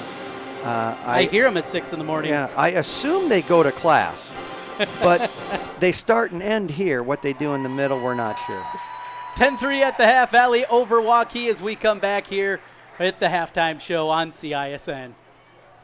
Here's to everyone who believes in competition and good sportsmanship, who knows it's not about the trophies or the medals, but rather the lessons learned. For those who understand, it's not whether you win or lose, just that you give your best. So go ahead, lace them up, take the field, have fun, and play. For the experience, for the memories, for the love of the game. Shields. The other guys, they think they know what special means. At Godfather's Pizza, we do special, and we do it better. We add the T. There's a Godfather specialty pizza with your name on it. Classic combo, all meat combo, hot stuff, taco, yeah, even veggie and more. All of them piled high with the best toppings and 100% real cheese. Treat yourself special. Order specialty pizzas from Godfather's Pizza.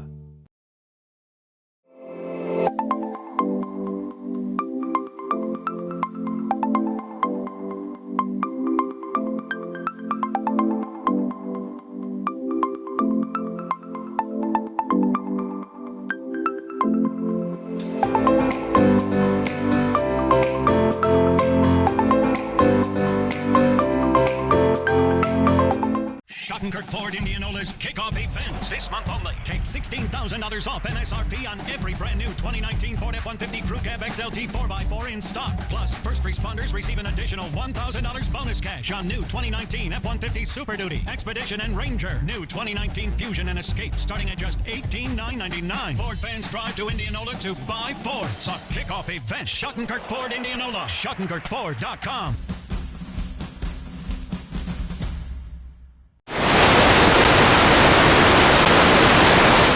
Trent Condon and Keith Bornis back with you in the press box up at Valley Stadium. 10-3 at the half, Valley with the lead over Waukee.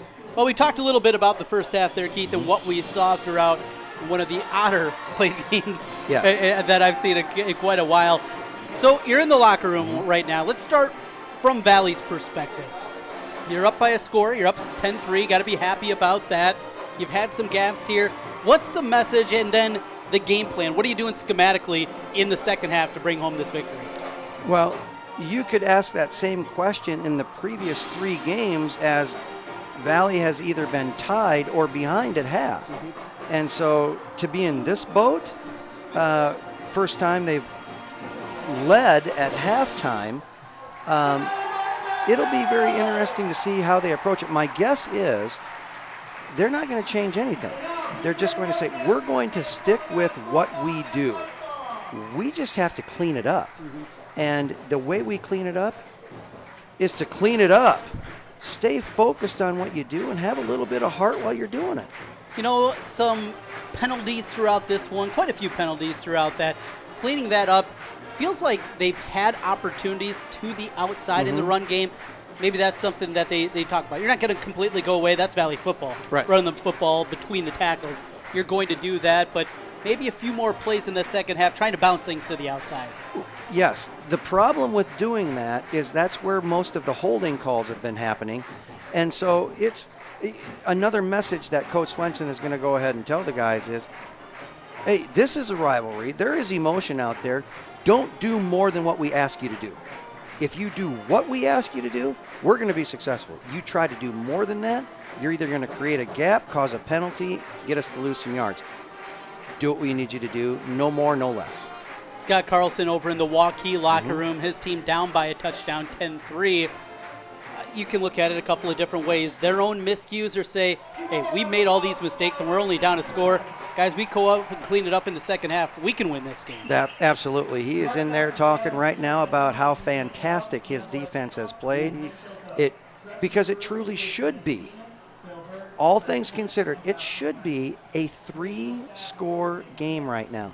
And it's not. It's a 1-score game. And because of that, they can take some risks now in the second half and know that their defense is going to keep them in the game. And when I talk about taking the risks, getting the ball down the field, extending it, stretching the field vertically, extending the plays with your quarterback. You know Mitch Randall is going to have it in his hands. You know he's going to run, and when he runs, he's going to run hard. He's gotten his 4 yards. He's gotten his 3 yards. The 30 yards and the 40 yards are going to be coming. Well, and that's the other part here is we haven't seen Waukee really at this point in the game take that shot. They got speed on the outside. Jalen Martinez, incredibly fast. Odell, incredibly fast. I mean, they have guys in those wide receiver spots that can make plays up the field. Now, the other part of it, you got to get protection. And that's something where maybe you say to, Eddie say to Junior, you're going to stay in here. We need an extra blocker in here because we're going to take that shot. But they do have that in their back pocket right here. This is going to be an entertaining second half. It's going to be very entertaining because when you do talk to Saded on this and you say, listen, we need you in here, but when the play becomes extended, sneak out there someplace and sit down. He will be found. Good player, good tight end, and a good game here. 10-3 at the half. West Des Moines Valley leading Waukee. As we take the timeout at the half, the band has finished up their festivities. Good work out of them here. And the team's getting ready for their warm-ups coming up in just a moment. Waukee and West Des Moines Valley coming up the second half next on CISN. Central Bank is proud to support the unmatched spirit of sportsmanship and hard work exemplified by our local athletes. We're fans of high school sports and the way the big game and hometown team rally a community. Best of luck to all of today's competitors. Play hard, have fun, and make something great happen. Central Bank. You want to get stronger, faster, healthier. You want more. You want to be part of something bigger than yourself. A place for people of all ages, all walks of life, that provides opportunities for all to succeed. We do that. We're the why. Build more than muscle. Build a stronger community. Hi, Ron here, head coach of Westside Auto Pros. When your car's on the injured reserve, you want to get it back in the game as soon as possible. I know that. That's why you need to bring it here to Westside Auto Pros. I have a team of experts that can fix almost every automotive injury. Whether it's a fractured joint, a brake, or if your car just got its bell rung, no problem. We can even do a complete physical on your car to make sure it's game ready for the entire season. So bring your car to Westside Auto Pros and we'll get it back in the starting lineup in no time. Hey, you guys are dogging it back here. Let's move it, move it, move it. Is this guy a contractor who does good work or a contractor who needs work? For a reliable recommendation, trust the Better Business Bureau, protecting consumers for over a century. When you go to bbb.org to check out a business, you'll learn if it's BBB accredited, see its grade on customer service, and read honest, useful reviews from local people. For online recommendations you can trust, start with trust at bbb.org/Iowa. Schottenkirk Ford Indianola's kickoff event this month only. Take $16,000 off MSRP on every brand new 2019 Ford F-150 Crew Cab XLT 4x4 in stock. Plus, first responders receive an additional $1,000 bonus cash on new 2019 F-150 Super Duty, Expedition, and Ranger. New 2019 Fusion and Escape starting at just $18,999. Ford fans drive to Indianola to buy Fords. A kickoff event. Schottenkirk Ford Indianola. SchottenkirkFord.com. The other guys, they think they know what special means. At Godfather's Pizza, we do special, and we do it better. We add the T. There's a Godfather specialty pizza with your name on it. Classic combo, all meat combo, hot stuff, taco, yeah, even veggie and more. All of them piled high with the best toppings and 100% real cheese. Treat yourself special. Order specialty pizzas from Godfather's Pizza. Welcome back to Valley Stadium at the half. 10-3, teams out on the field, getting ready to warm it up for the second half. Trent Kine and Keith Borness with you. So, Coach, we've talked about some of the keys here. How about this night, too? It's just a perfect rivalry night for football. Not about weather or anything like that. It's about who's going to play the better game tonight. It really is. We did talk about the humidity a little bit, but the temperature is not stifling at all. And so you don't necessarily I'm going to knock on wood here. You shouldn't need to worry about the cramping aspect of it. Now it's just going to be the conditioning and who is going to be able to continue to play at a high level as the game continues on. Let's go down to the sideline. Our sideline report presented by Shields and Dar Danielson with the report. Guys, Waukee will get the ball to start the second half, and we'll see if they can find Eddie Sadat Jr. a little more here as down the slot. He should open things up, that quick pass there for Waukee, and see if they can do that, because it looks like so far tonight those quick passes are one of the few things that are getting to work offensively, although they had a little bit of work rushing. So we'll see how they come out and start out the second half. Thank you, Dar. That is our Shields sideline report. Dar Danielson on the field throughout this one. So here we go. Second half. Valley started with the football. Waukee, the Warriors, will get it to begin the second half. The Waukee offense, there's so many different dimensions to it. It's so many different things they can do with Mitch Randall. One thing, and because he's so talented, I know why they do this, and they've done it since his sophomore year. They roll to the left just so much with him. Now, he's strong enough to be able to do that, but regardless of how good you are, that's such a tough play for a quarterback to get those shoulders, get those hips turned all the way around, and then deliver a strong throw. Absolutely. And it shouldn't be, because all quarterbacks are coached correctly to do this at this level of football. And so inside of that, the one thing that sometimes quarterbacks forget to do is when they are rolling to their offside, they're not willing to bring that ball back as far as they need to. And when you talk about bringing the ball back and the quarterback starts to make that adjustment, then they start to say, oh, well, wait, my shoulders are turning and getting square to the line of scrimmage. And so he is so physically strong that he can, as he's bringing that ball back, he lines up, squares up so well that he could probably do it on his hands and throw it with his feet. I mean, the guy is just so athletic. Outstanding quarterback on the other side, Valley's quarterback. And, Braden Ketcher, it's been inconsistent tonight, I would say.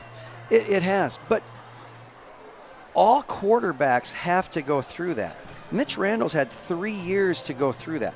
Braden Ketcher has to go through it all in one season. And so he came out on fire, 272 yards. That is the 5th best performance by a quarterback as far as yardage in a single game in Valley history. Jeez. And so how do you compete with that again? And you want to do everything you can. And so sometimes you force things a little bit more. I'm actually surprised that he doesn't make more mistakes than he does in trying to create more plays. He's been around Coach Swenson long enough. He's been around the program long enough. But is that always enough to trump the instinct you haven't built yet? So Valley is going to begin the second half kicking off. They were kicking off, though, from the Waukee 45-yard line. Must have been a personal foul either at the half or at the end of the first half. Here's what my guess is. When the 3-minute warm-up started, Valley's out here and Waukee's lining up. They may not have gotten out of the locker room in time, which becomes a penalty. Well, we get the kickoff, and it'll be an easy touchback. Kicking off from the 45-yard line, and it'll be 1st and 10 for Waukee from their own 20. Do you like that rule? I get it. They were out here. Right. It's not that they didn't come trotting out with 15 seconds left and then thinking they were going to get another warm-up on top of it. I don't know. I get it. Is that the spirit of the law or just the letter of the law? Well, sometimes that depends because it depends on who brought it up. Did a coach bring it up and say, hey, they're not out here, or did the officials take care of it on their own? I've seen both situations happen. It'll be 1st and 10, Waukee with the football from their 20. Randall in the gun. Goes with the speed sweep to the outside, and it's their speedster up the sideline, 40, 30, right down at the 27-yard line. Aaron Smith, we talked about him, Keith, at the top, finding his speed, and he got a little room. He got a lot of room and took advantage of it.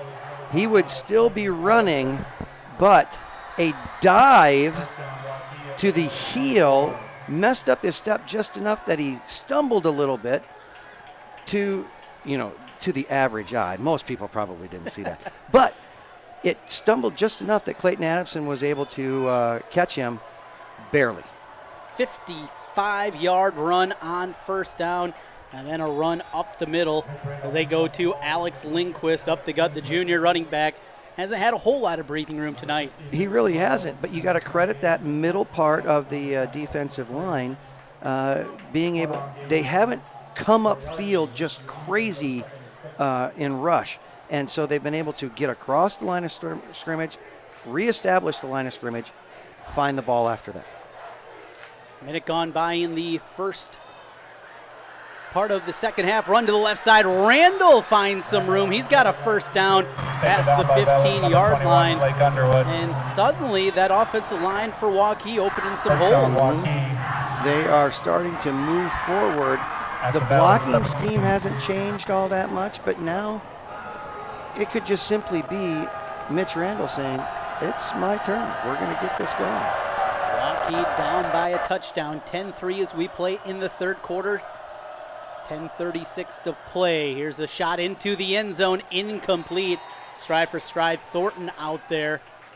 And no shot on that play, looking for Odell. Yeah, even if the catch would have been made, it was far enough out of bounds that it wouldn't have been good. Traden Thornton, been impressed by his game. We talked about he's not the thickest kid by any means, but he runs stride for stride, and he'll play physical, even listed at 145. Right.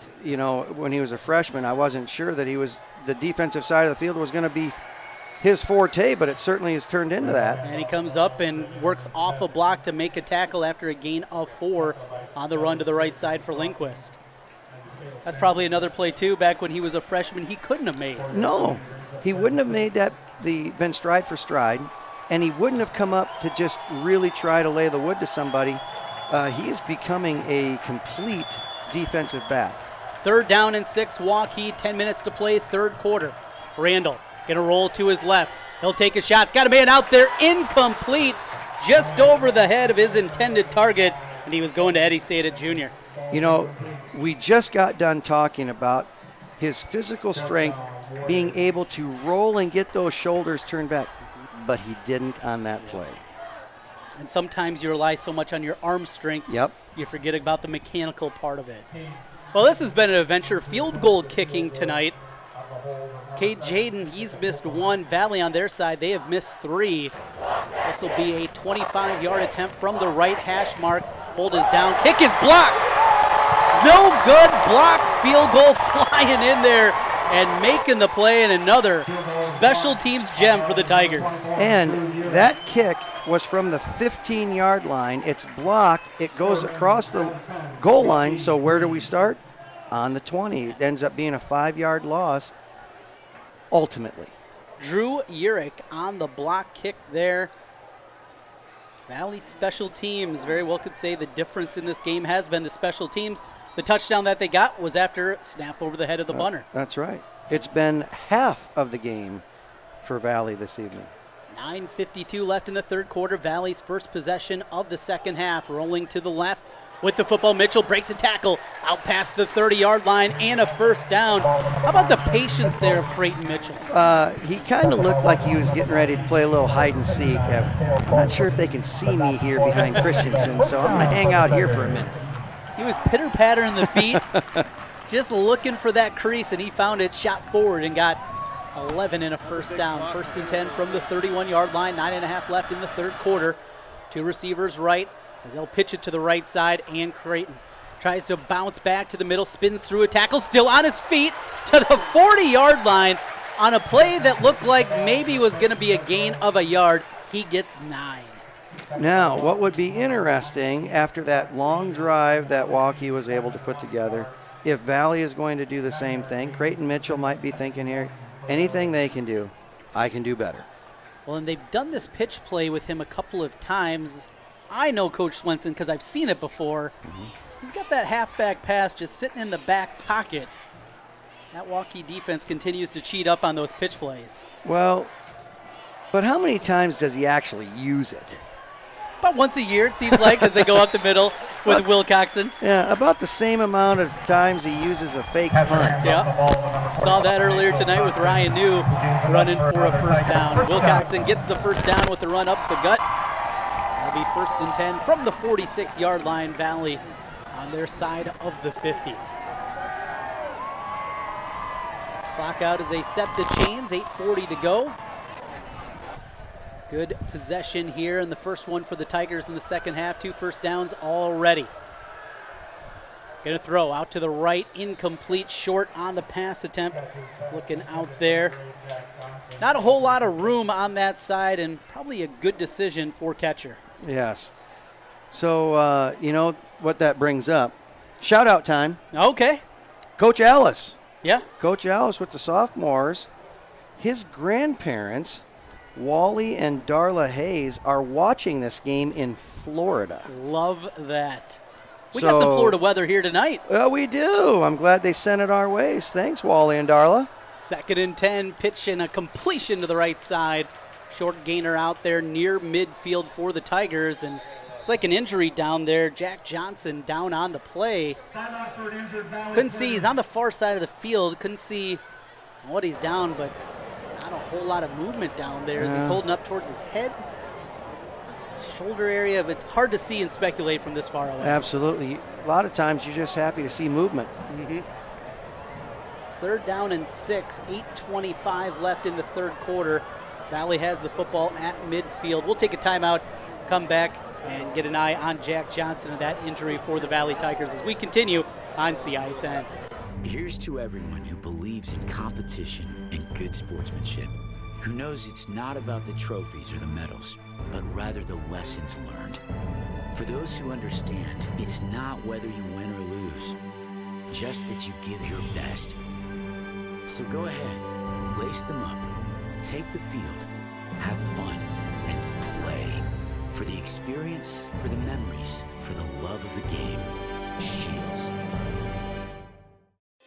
Mid-American Energy and you, together partnering to change the energy landscape by pioneering money-saving, energy efficiency programs and building a new industry in Iowa, wind energy, all while keeping your rates low. So what's next? We'll keep delivering cost-effective energy efficiency programs while putting money back in your pocket. That's right, you decide how best to spend your savings. That's a partnership good for you, good for the environment, and good for Iowa. Another way we're obsessively, relentlessly at your service. Trent County, Keith Bornes back with you at Valley Stadium. 8:25 left in the third. Valley 10, Waukee 3. Jack Johnson down on that play and makes his way over. You know, a little bit of help over there. Yeah, but you know what I really appreciate? The fact that he's down there and the Waukee coaching staff right there to say, hey, you're going to be all right. We're right here for you. There's a run to the left side. There's a first down, bounced out of bounds at the 33-yard line for Creighton Mitchell. And again, the Valley offense showing a lot of different dimensions here. And now with the emergence of Jaden Williams in the middle, you can use Creighton Mitchell in a lot of different ways. Absolutely, and I think that's what they want to do. Creighton Mitchell can catch a football as good as anybody. He can run a football as good as anybody. He can block as good as anybody. And so, yeah, he's a multi-use athlete. Now they'll go up the gut, big hole. 25, 20, 15, 10. Knocked out at the 7-yard line, and there's the middle with Jaden Williams. And he's a little slow to get up, but he's on his own. Maybe caught a stinger or something on the hip point or something like that. He's kind of limping down there. Got cut down with a nice tackle in the open field on his thigh as he was bounced out of bounds. But a first down for the Tigers inside the 10 to the 7-yard line. It'll be first and goal Valley. They lead by 7, 10-3. And certainly got to think the way that this movement has changed the eyes of the Waukee defense. It gets congested here, but maybe want to stick with the looks they've been given. Absolutely. Creighton Mitchell, though, on the back of the offset I formation, run up the middle, nothing doing there. That's the problem. Williams goes out. You got to go away from that look. You do have to go away from it. But here's an interesting stat. You know, we talked about the fact that before tonight, Valley had not scored in the first quarter in any game, but they hadn't given up any points. Still haven't given up any points in the first, but they got their 3 points. In the second quarter, they had been outscored 34-23 by their opponents. We're going to talk here in a second about what happens in the third and fourth quarter. There's the throw, catcher to the left side, complete, touchdown Tigers, found Mahoney in the corner, another 6 for Valley. And that kind of leads right into Valley has outscored their opponents 27-14 so far in the third quarter, but it's been 38-8 in the fourth quarters. So it'll be interesting to see how each team comes out here in the second half. Long drive by Waukee, no points. Long drive by Valley, and 7. As the extra point is knocked through by Aiden Feldman. Valley 17, Waukee 3 after the 7-yard touchdown pass to Mahoney from catcher. We'll get the timeout on CISN. Moms typically get to make a majority of the healthcare decisions for their family. That can be a lot of pressure, but not for me, because I know the choice is ours. For medical tests like MRIs, X-rays, CAT scans, and of course mammograms, ask your doctor to refer you to Iowa Radiology. They work around our hectic schedules. They're the best at what they do, and they're so great with my family. They truly care, and it shows. Visit iowaradiology.com or call to schedule an appointment. Iowa Radiology.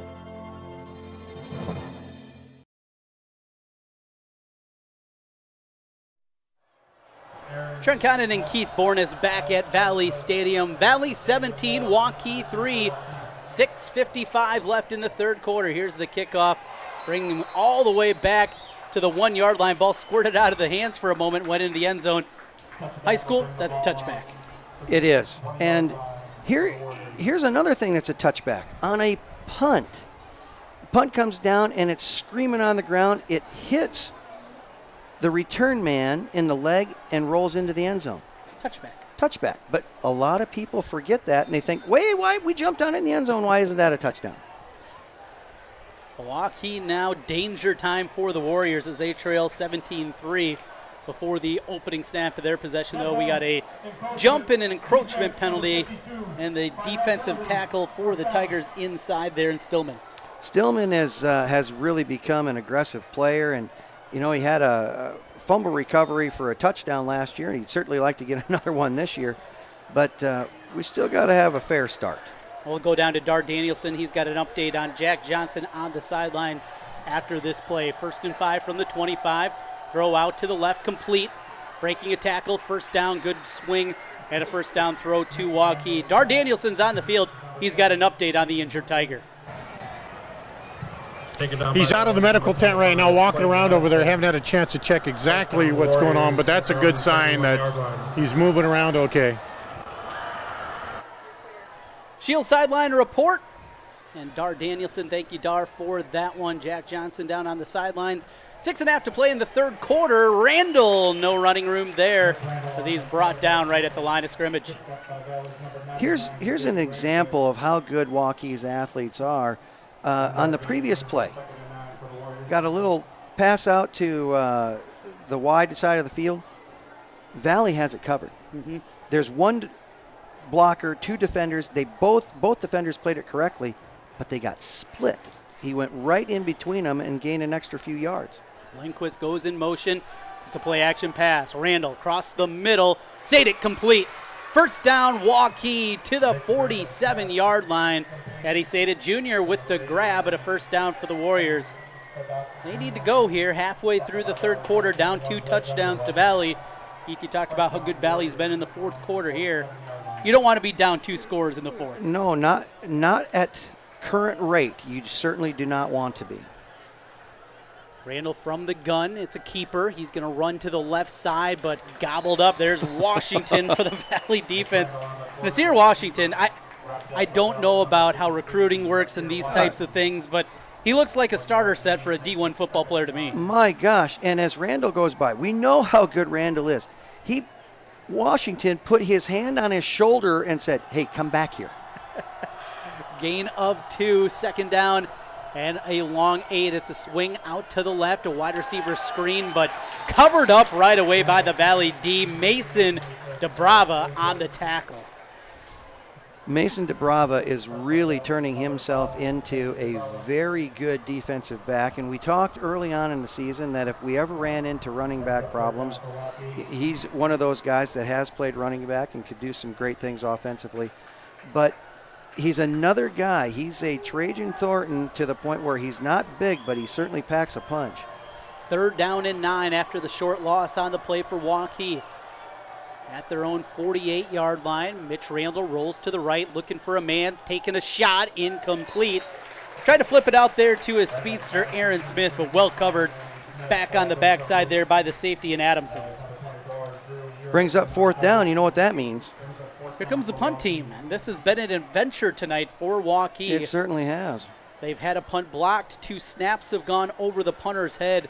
It has been a rough one here as they will trot out onto the field right now. Garrett Smith. Really, nothing's been Smith's fault this evening. It's been about the long snapper. That one gets back to him, and he gets it away cleanly. Not a great punt, but got away as it hits at the 32. It will take a Waukee bounce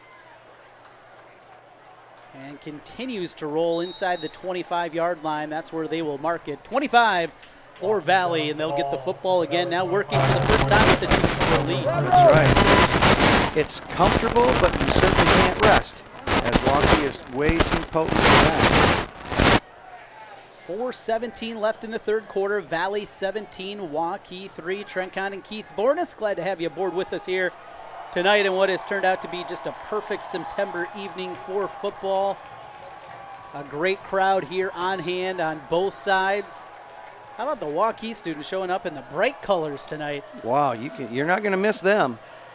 Faking a pitch, catcher keeps it himself, tried to run it in the middle, but covered up after a gain of a yard. Always love all the high school events that I call throughout the year, the student section. Seeing what they come up with, what the theme is going to be for this week, whatever it may be. Now, what's the theme for Valley this week? You have any idea? I have no idea, but I've seen a chicken costume, so you got to know that's exciting. I've seen some lays. Must be a Hawaiian night, something like that. Seen a few of those down there.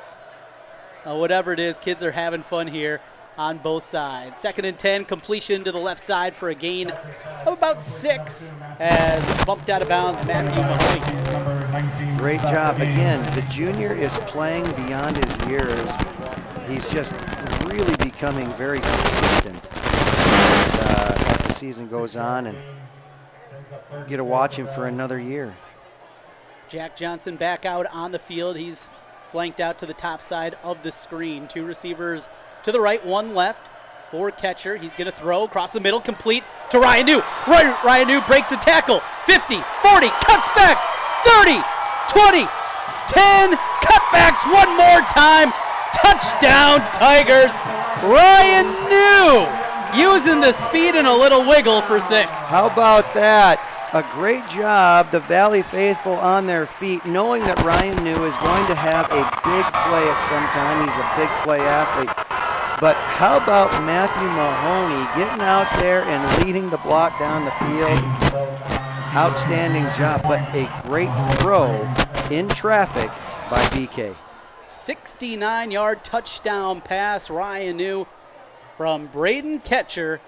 On to attempt the extra point. It'll be Aiden Feldman. He pounds it through. 2:57 to play in the third quarter. Valley 24, Waukee 3 as we come back on CISN. Central Bank is proud to support the unmatched spirit of sportsmanship and hard work exemplified by our local athletes. We're fans of high school sports and the way the big game and hometown team rally a community. Best of luck to all of today's competitors. Play hard, have fun, and make something great happen. Central Bank, member FDIC.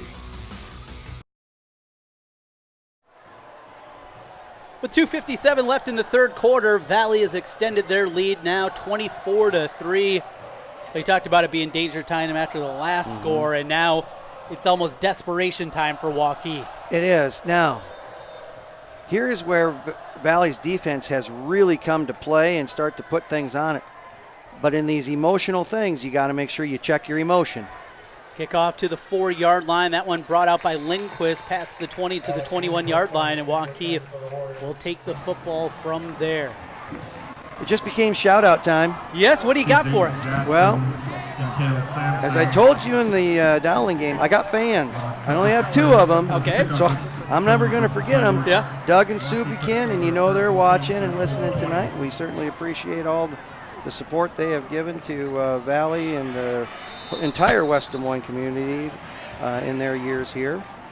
So they might be enjoying the score right now too. I bet they are. 2:51 left in the third as Mitch Randall works from the shotgun. It's a read option. He'll hand it off to Lindquist, who's got the corner. 30, 35, down near the 40-yard line. A big gainer on first down. That's what Waukee needs if they're going to chip away. They certainly do, and you know they will. You know, Waukee is a dangerous team to begin with.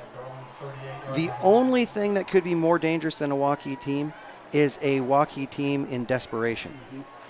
Now things could get very interesting.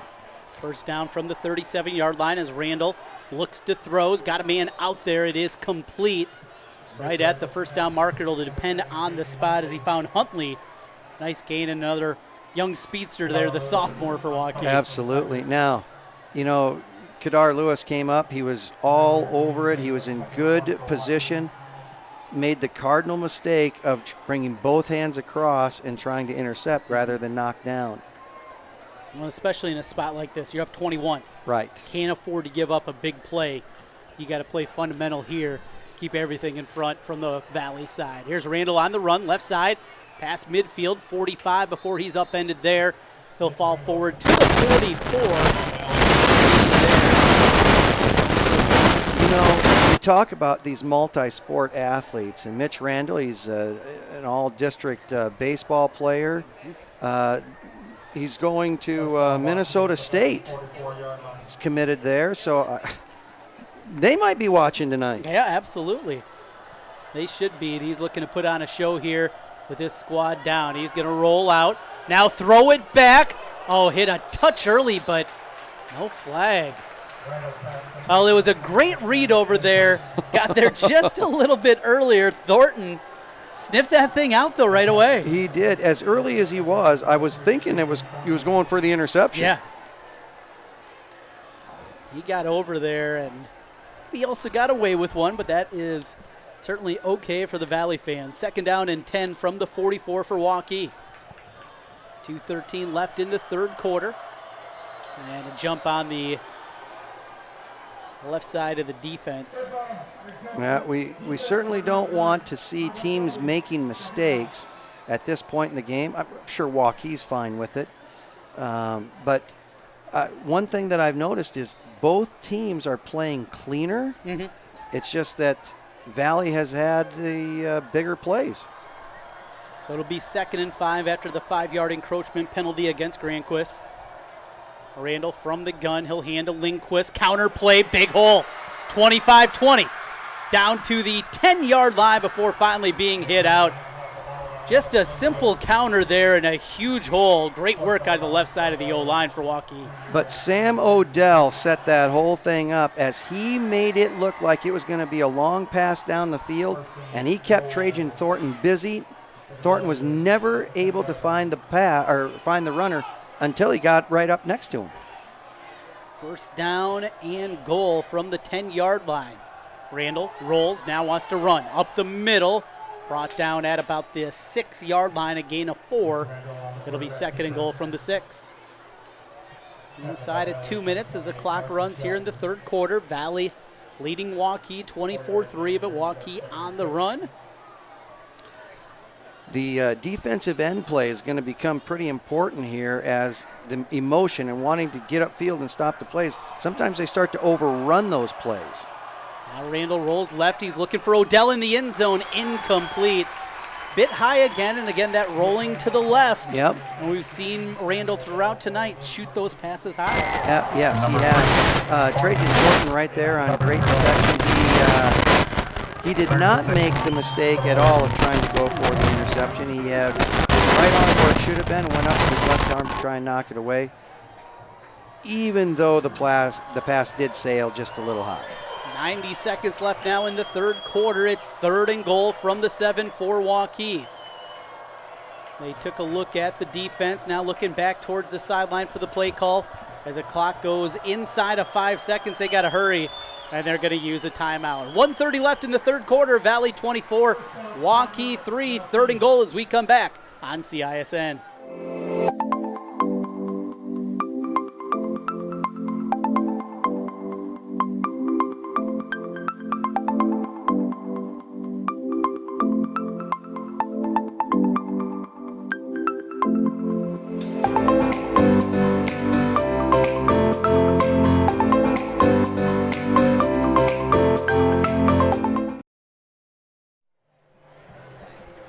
Minute 30 seconds left in the third quarter. Third and goal. Certainly feels like 4-down territory though for Waukee. It does. You know, with the inconsistency of the kicking game and the fact that you're down 21. I don't know how many more opportunities, as good an offense as they have. Mm-hmm. They haven't been in this position all that much tonight. How many more opportunities are you going to have? Down by 21. I mean, just the math doesn't work out. You kick a field goal, you're still down 18. You're still going to need 3 scores. Yes. And 12-minute quarters also at the high school level as opposed to 15 that you see in the college and the NFL. Just those possessions get more and more tight. Third and goal for the Warriors as they work at the 7-yard line. High school football presented in part by Elite Eye Care, University Avenue in West Des Moines. Randall now rolls out to his left again, across the middle's got a man out there just past the hands of Odell. Had another look there, but again, that continued rolling left. You know, as good a player as Odell is, Trajan Thornton's had his hands full all night and has made back-to-back very good coverage plays. Seen a lot of guys, I think, on this Tiger defense grow up tonight. I mean, take that next step forward.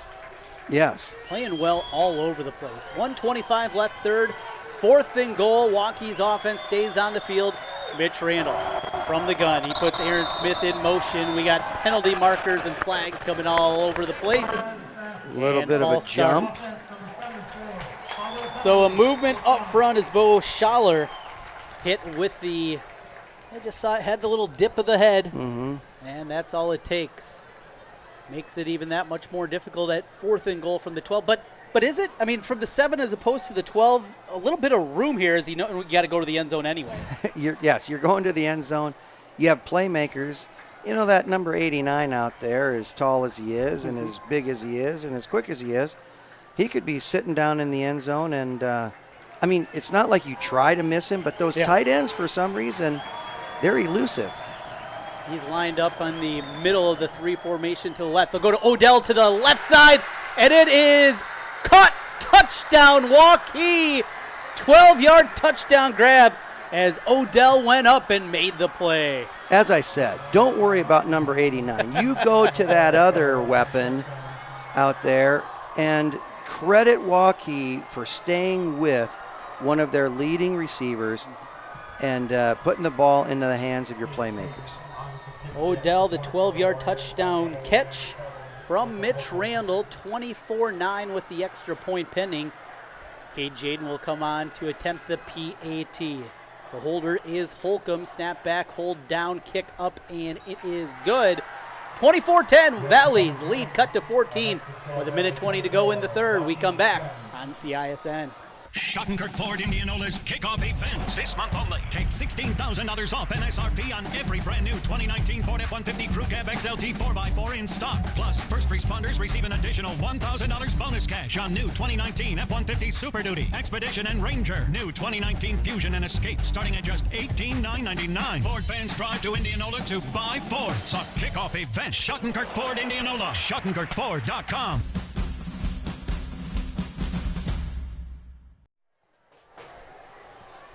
Welcome back to Valley Stadium. Trent Kahn and Keith Bornis with you here tonight. 24-10 in the response that Waukee needed there, Keith. They had to have a score. They had to have a score, and they got it done.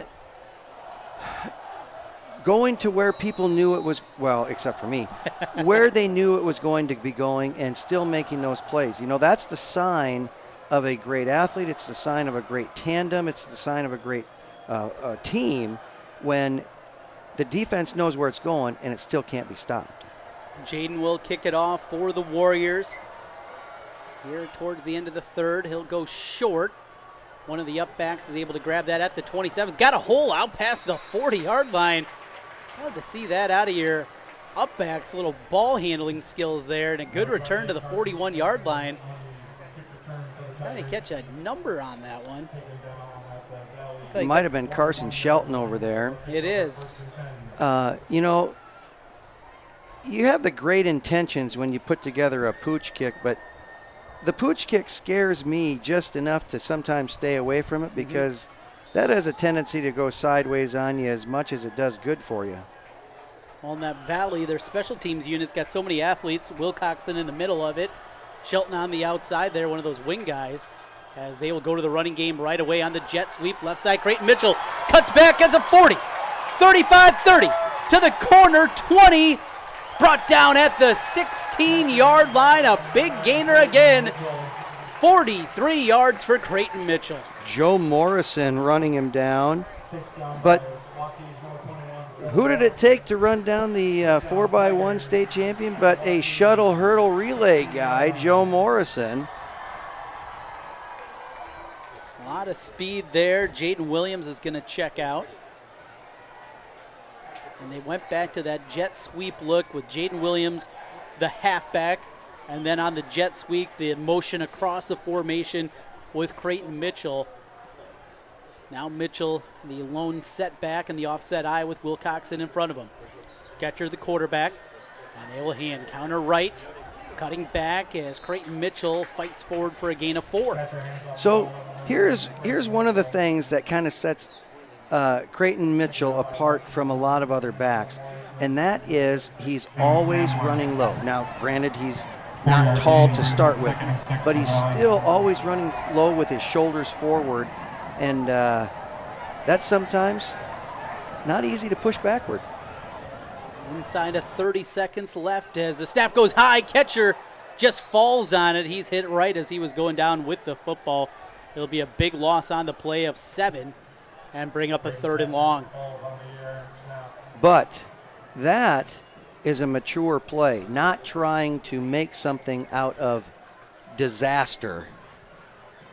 We'll see if Valley going to let that one be the final play of the third quarter. They are. We go to the fourth. Valley 24, Waukee 10, continuing on with high school football on CISN. Central Bank is proud to support the unmatched spirit of sportsmanship and hard work exemplified by our local athletes. We're fans of high school sports and the way the big game and hometown team rally a community. Best of luck to all of today's competitors. Play hard, have fun, and make something great happen. Central Bank, member FDIC. Waukee came back from 11 down in the fourth quarter against Southeast Polk, so this is a big goal line stand for them. If they can keep it closer than that, they might have a chance to come back. They have the big score opportunity, but this is a big play here. So far, the Tiger defense has taken over, though, and shut them down pretty well here in the third quarter, especially that blocked field goal, one of the big plays here in the third quarter. To learn more. Thank you, Dar Danielson, joining us with our Shields Sideline Report down there on the Valley side of things. West Des Moines Valley a 24-10 lead over Waukee as we get ready to start the fourth quarter. It'll be 3rd down and 13. Well, Coach, what are you going with here? A play call where you don't want to do anything and turn it over with the chance with a field goal to take a 3-score lead. Well, ironically, over the years, this is where I have guessed Coach Swenson wrong. So I'm either going to do a nice handoff or I'm going to hit a pass play out to the side. There it is, a swing pass out to the left, and there's a big hole. Williams got the first down to the corner. Did he get in? No, just short. But on 3rd and 13 from the 19, they get 18 yards and a first down. A real nice play set up right away by Valley's offensive line. But Braden did a great job of also setting up the swing pass, looking off other receivers first. Gakaru will come in, an extra offensive lineman, 1st and goal from the 1-yard line for the Valley Tigers. They're going to sneak it forward with Ketcher, pushing him from the back, trying to get to that goal line. As the refs come together, still no signal as they unpile the pile. Still no signal down there as they're going to spot it down short. It'll be 2nd and goal. Sometimes you just wonder how they can see in there. Don't know if they really can. 2nd down, Tigers. A little bit of guesswork also involved. Catcher right back at it. Tries to sneak forward again. There's the whistle and the signal. Touchdown, Valley. 1-yard touchdown sneak from Braden Ketcher. And the Tigers extend the lead back to 20. Well, you get 4 cracks at it from there when you get 1st and goal. Going to be difficult to stop anybody on the quarterback sneak 4 straight times. It really is, especially when you're that tight to the goal line. On to attempt the extra point. It'll be the senior Aiden Feldman. He's been perfect tonight on PATs, and he adds another. Valley 31, Waukee 10, 11-18 left in the fourth quarter. Back with more in a moment.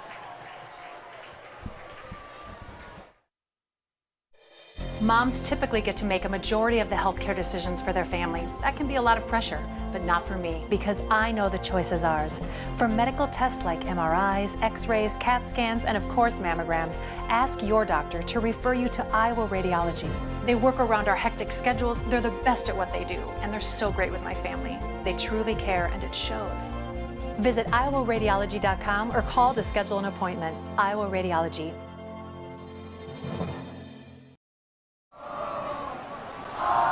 Valley 31, Waukee 10. Trent Kahn and Keith Bornes back with you. The Valley students alive and jumping as their Tigers lead it by 21 here. Into kick it away. It is Ridgeway for the Tigers. Good, solid kick there. That'll be brought in at the 5-yard line for Waukee, trying to get to the middle and an opening to the 30. Aaron Smith still on his feet, 35. And he'll be stopped there by a host of Tiger defenders. Oh, boy, Aaron Smith, you talk about speed. Yeah, I was just about to ask you, have you ever seen anything go through a gap that fast before? I mean, maybe on Sunday. Right, yeah. A Tyreek Hill type guy.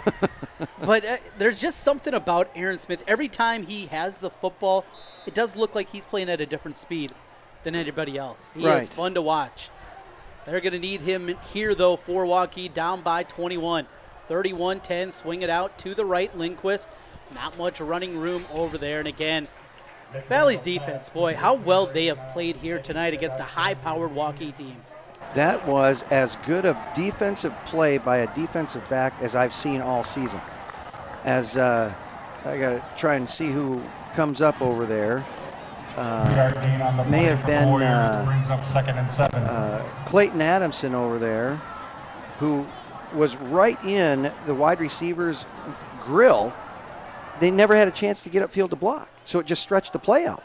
Here's a throw, and it is nearly picked off on coverage again. Traden Thornton, who's had a big performance himself tonight, almost had the interception there, his second near pick this evening. I don't know how well Mr. Odell and Mr. Thornton know each other, but after tonight, they need to become best friends and just hang out forever. They have been in each other's front yard all night, and both of them have come away with successful plays. 3rd and 7 for Waukee with the football, 10:25 left in the fourth. Valley leads it 31-10, trying to set up a screen to the left. Lindquist breaks a tackle. He's got a first down. Past midfield 40, up the sideline to the 35-yard line. Big gainer for the Warriors into Valley territory all the way to the 33. That screen pass was so well read by the Valley linebacker. The problem was it was so well blocked that he didn't have the chance to finish the tackle. 1st and 10 for Waukee from the Valley 32. Pump and go. No room, though, so Randall going to try to roll out. He's going to be hit for a loss. Whole bunch of defenders over there for Valley. Saw Blake Underwood over there, along with others. Also number 44, Jake Coleman over there. It was the right idea trying to take a shot there, but they just kept coming after Randall. Absolutely, but Carson Shelton sets up that tackle by attacking the outside shoulder. So he's stretching it, and by the time he's ready to make a cutback, the cutback lane is full. Clock in, 9:25 left in the fourth. Waukee with the football. They trail by 3 scores. Randall rolling out to the right, looking for a man. He's got him out there complete.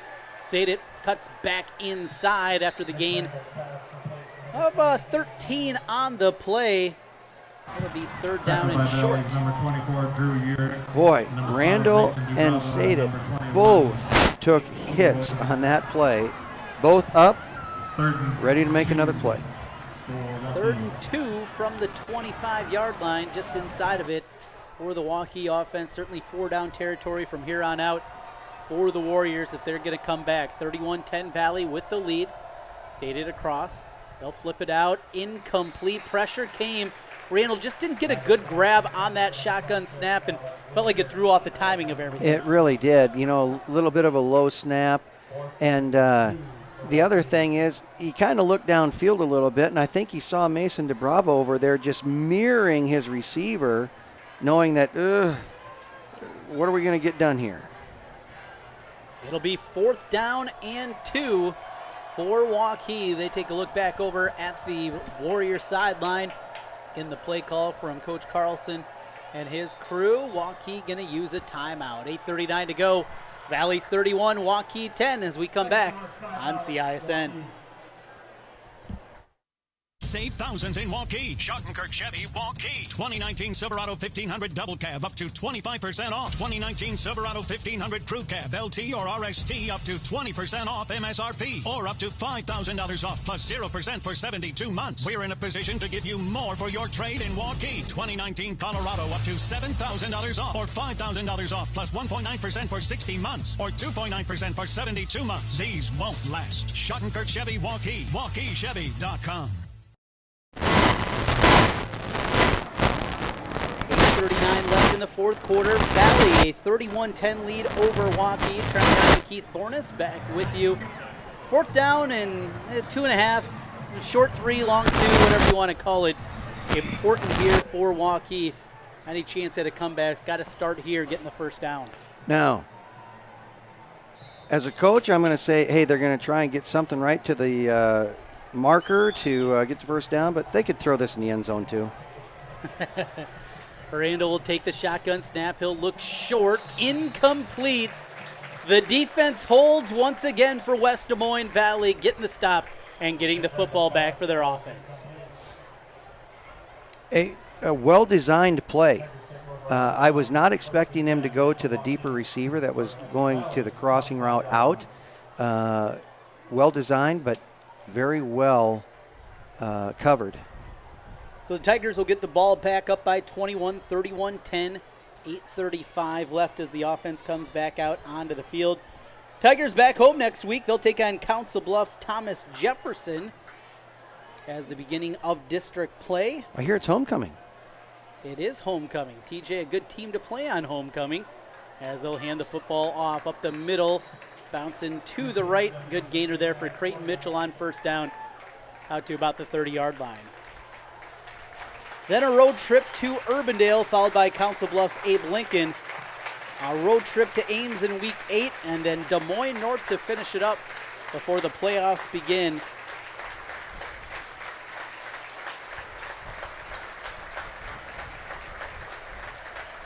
Second down and 5 now from the 30-yard line. Offset I for the Tigers. New quarterback into the game. Big hole up the middle on the handoff. 40, 30, 20. Trying to cut back. Creighton Mitchell's hit out of bounds there. But a huge run out of Creighton Mitchell, and that will look good in the box score tomorrow. I think it will. It looked really good right there. But again, as you know, you asked the question, how's Creighton Mitchell? Is he full speed? I think he is. You definitely looked at there. Unfortunately for Creighton Mitchell, so is Aaron Smith.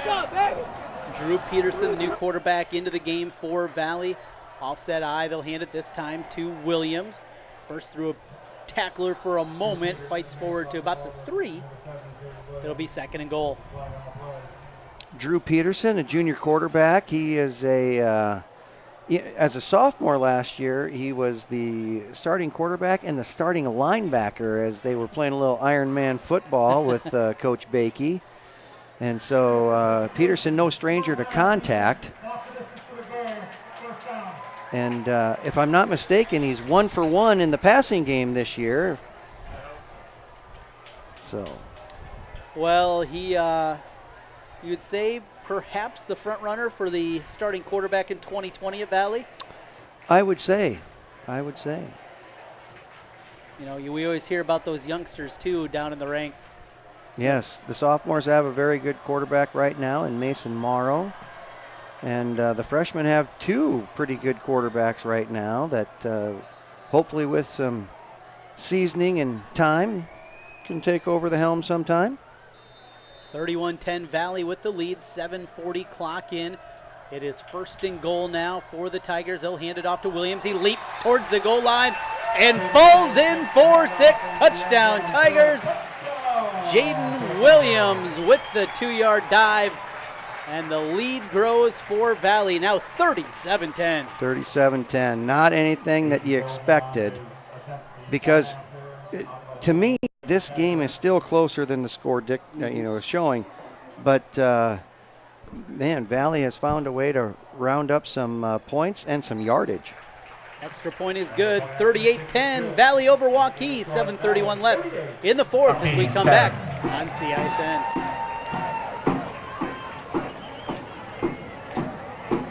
You want to get stronger, faster, healthier. You want more. You want to be part of something bigger than yourself. A place for people of all ages, all walks of life, that provides opportunities for all to succeed. We do that. We're the why. Build more than muscle. Build a stronger community.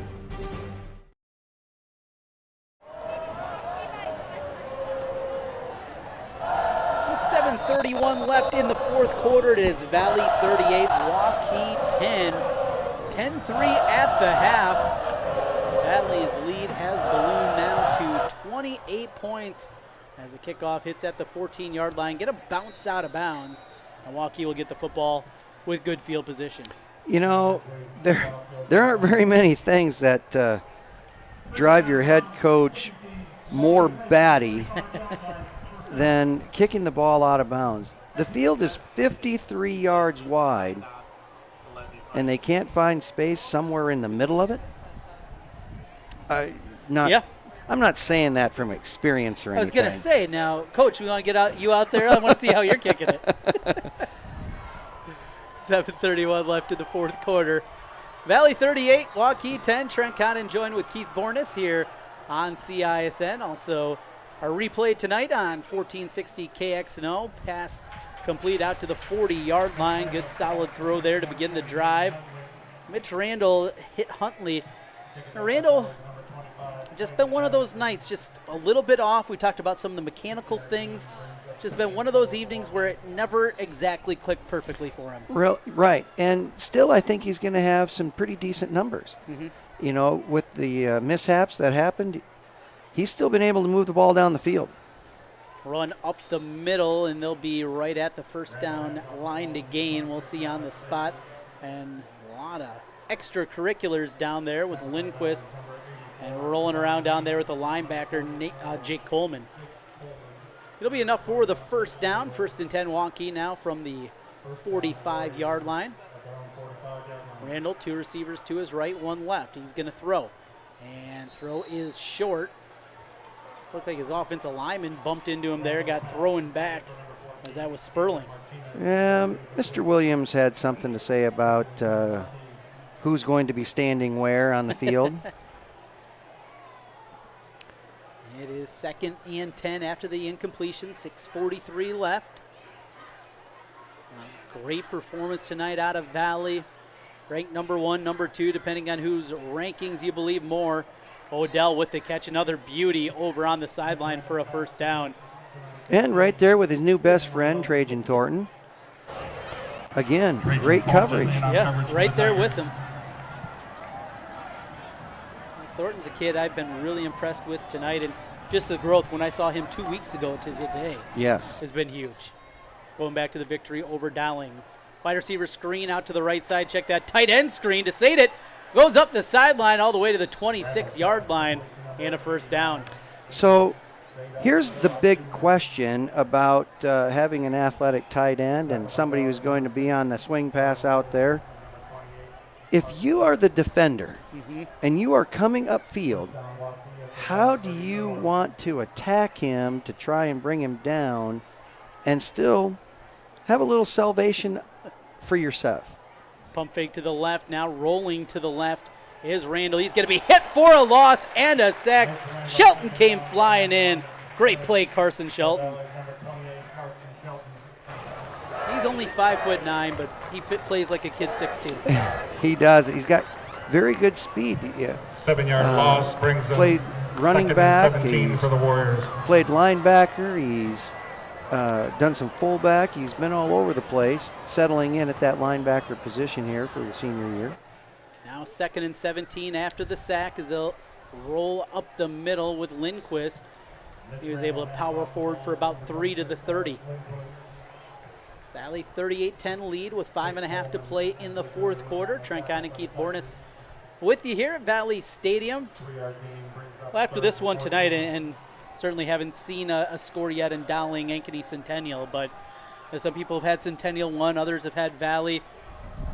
Won't know during the regular season between the two, but this performance here, highly impressive as Randall goes out of bounds. And not beating Waukee, but beating them in this fashion. Yes. Just couldn't envision this. You couldn't. It was such a low probability of either team. Both teams had the potential to catch fire and go, but it wasn't really on anybody's radar screen. You know, the athletes can say, "Oh, yeah, we're going to kill them," but it's easier said than done. Here's another pass. That one out of bounds, incomplete. They were trying to find Odell on that pass. So it'll be now 4th down and long from the 30-yard line. Defense, 5-yard We have penalty. a substitution infraction, though, so that'll change it just a little bit. Yeah, 4th and a little less.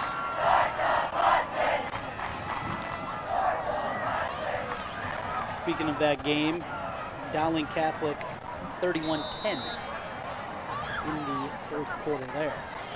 Well, sometimes that still boils down to matchups. And Dowling certainly matches up well against every team that they play. Randall into the end zone, no one home. So it'll be a turnover on downs, giving the football back to Valley Under 5 minutes left in the fourth. And of all the teams that Centennial has played over the last several years, Dowling is the team that they struggle with the most. Yeah. So where that puts them against other teams, and everybody knows anybody can beat anybody on a given night, we'll have to see where things shake out in the end. Another top 5 matchup here this evening over on the east side of the state. Cedar Falls and Bettendorf. Bettendorf with a 24-21 lead in that one, but looks to be a torrential downpour happening in Bettendorf over the Quad Cities.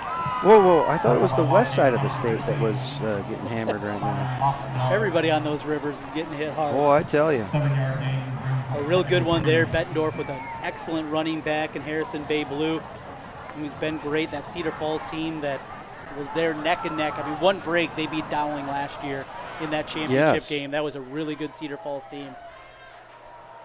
Here's a run up the middle. You know, it's interesting in a first down for the Tigers as we look forward. We've seen these cross-state matchups at the 4A level the last 2 years. You know, the way Bettendorf played against Dowling, Cedar Falls played.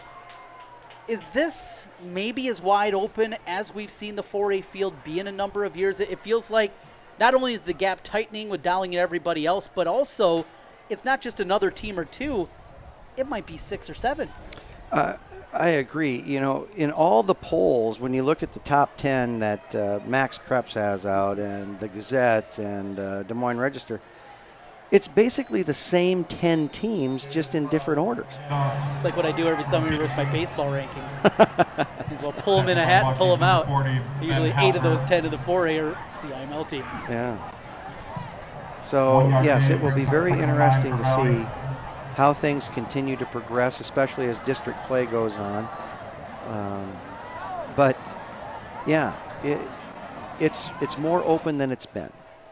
Jalen Crowell, the new running back in the game for the Tigers. He'll run on the left side, work through a tackle there and able to fight forward for about 3. It'll be 3rd down and long. Yes, Mr. Crowell did a very nice job as he's been in here the last several plays and gotten the handoff on them, making his way up through his first carries of the year coming in here. So it's great to see that. He's looked pretty good out there. He's got 3rd and 6. Peterson's going to take a shot. He's got a man out there complete for the first down out to the 45-yard line. Good looking throw. Found Nate Locher. Yeah, Nate Lasher is his name. Lasher. Yeah, Nate Lasher. And believe it or not, yes, on the Valley track team. He is a lot of those guys, huh? There are more sub-50 quarter-milers on the field right now than anywhere else in the state. When you look at both squads, there's a ton of speed out there. 1st and 10 Valley into Waukee territory. 2:12 left in the fourth quarter. Run up the middle and a fight forward for about 2. As Crowell able to punch it forward. The importance, Coach, of being a multi-sport athlete, going out for track, doing whatever it is. And it doesn't matter if you're a football player. Just across the board, we continually hear these things. Absolutely. And, you know, when you use the words, hear these things, you're hearing things from coaches. You're a part of a team year-round, and at most every school, you're going to get the same message regardless of which coach and which sport. Crowell able to spin through the initial wave of Waukee defenders as we go inside of 90 seconds left here in the fourth. Valley 38, Waukee 10. It'll be 3rd down and 8 for the Tiger offense from the Waukee 41. Drew Dunwald now in as quarterback, junior left-handed quarterback, and I tell you, he has made so much progress in his quarterbacking skills over the year. He could be a starter in most any other place. He just happens to have 3 other guys that are pretty good with him. And his first pass is complete. First varsity pass for Drew Dunwald. Be short of the first down. It'll be 4th down and about 4 from the 38-yard line for the Tigers. They will have to snap it one more time. 4 for the Tigers. As 25 seconds on the play clock. About a 6-second difference here between the play clock and the game clock. A year ago, Drew actually came up into the press box and announced part of a game. He wants to get into sports broadcasting and things like that. When Have Drew give me a call. I'll let him know. Hands it off there. They'll be short of the first down. Turnover on downs with 12 seconds left. 12.3 to go. Waukee will get the football one more time. Gakaru, saw him come in with the goal line formation. Big offensive lineman. He is out there on that and brought the football over now to the line judge. How big, you ask? Huge. He's 6'6", 305. Well, I would have guessed not an ounce over 303. 12 seconds left. Waukee back out one final time. Randall in the game. He'll hand up the gut. Breaking a tackle and bounce to the outside. Lindquist. He'll cut back at the 30-yard line. Be tackled there. 2.9 seconds left as they'll stop the clock after the first down and get the chain set one final time. Mark him out at the 31-yard line. And it'll be one more snap, one more play for Waukee as they take a quick peek over. Continue to look out. Will they take another snap? Or was he hit out of bounds? I didn't see the official call. Oh, I didn't either, but must have been out of bounds because they're not winding the clock here. So one more snap now for Waukee. They'll go to Lindquist up the gut. Not much running room this time for, and that's how the football game will end. West Des Moines Valley 38-10 win as they knock off Western rival Waukee here tonight on our Central Iowa game of the week. We'll take a timeout, come back, and put a wrap on things as Valley dominates this evening 38-10.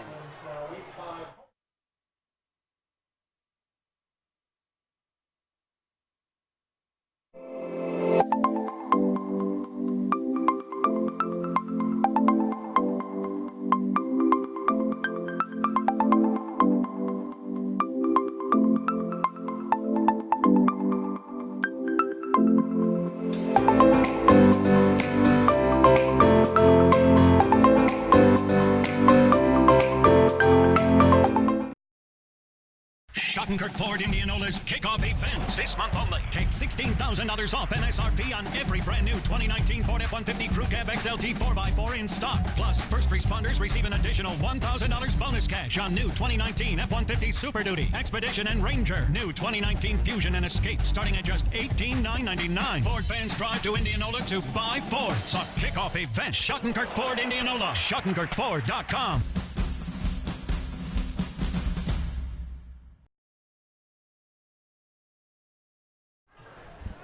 Welcome back with you at Valley Stadium. Trent Conn and Keith Bornes down on the sideline. Dar Danielson, and he is down on the field with the winning coach, Gary Swenson of the Valley Tigers, with our Shields sideline interview. Here is Coach Gary Swenson. Well, you put up 38 on the board, but I think more impressive is you held them to 10 tonight and kind of shut down their weapons. Yeah, our defense played really well, especially I thought in the first half. I thought we should have had 28 up at halftime. We were down in scoring range, missed some field goals, had 3 holding calls that took us out of position. Kind of disappointed the way we played offensively in the first half, but we came back and we had some quick strike capability there in the second half that helped. Yeah, on the start of that second half, you held them to a field goal and then you blocked it, and that would seem like to turn the momentum there. Well, we had a couple blocked punts, a blocked field goal. Our defense was outstanding tonight. Did very well. So out of the, not the preseason, but you're heading into district play, how do you feel about this team heading into district play? I'm really happy with our team. I think we have a good football team. If we can stay healthy, we'll be right there at the end.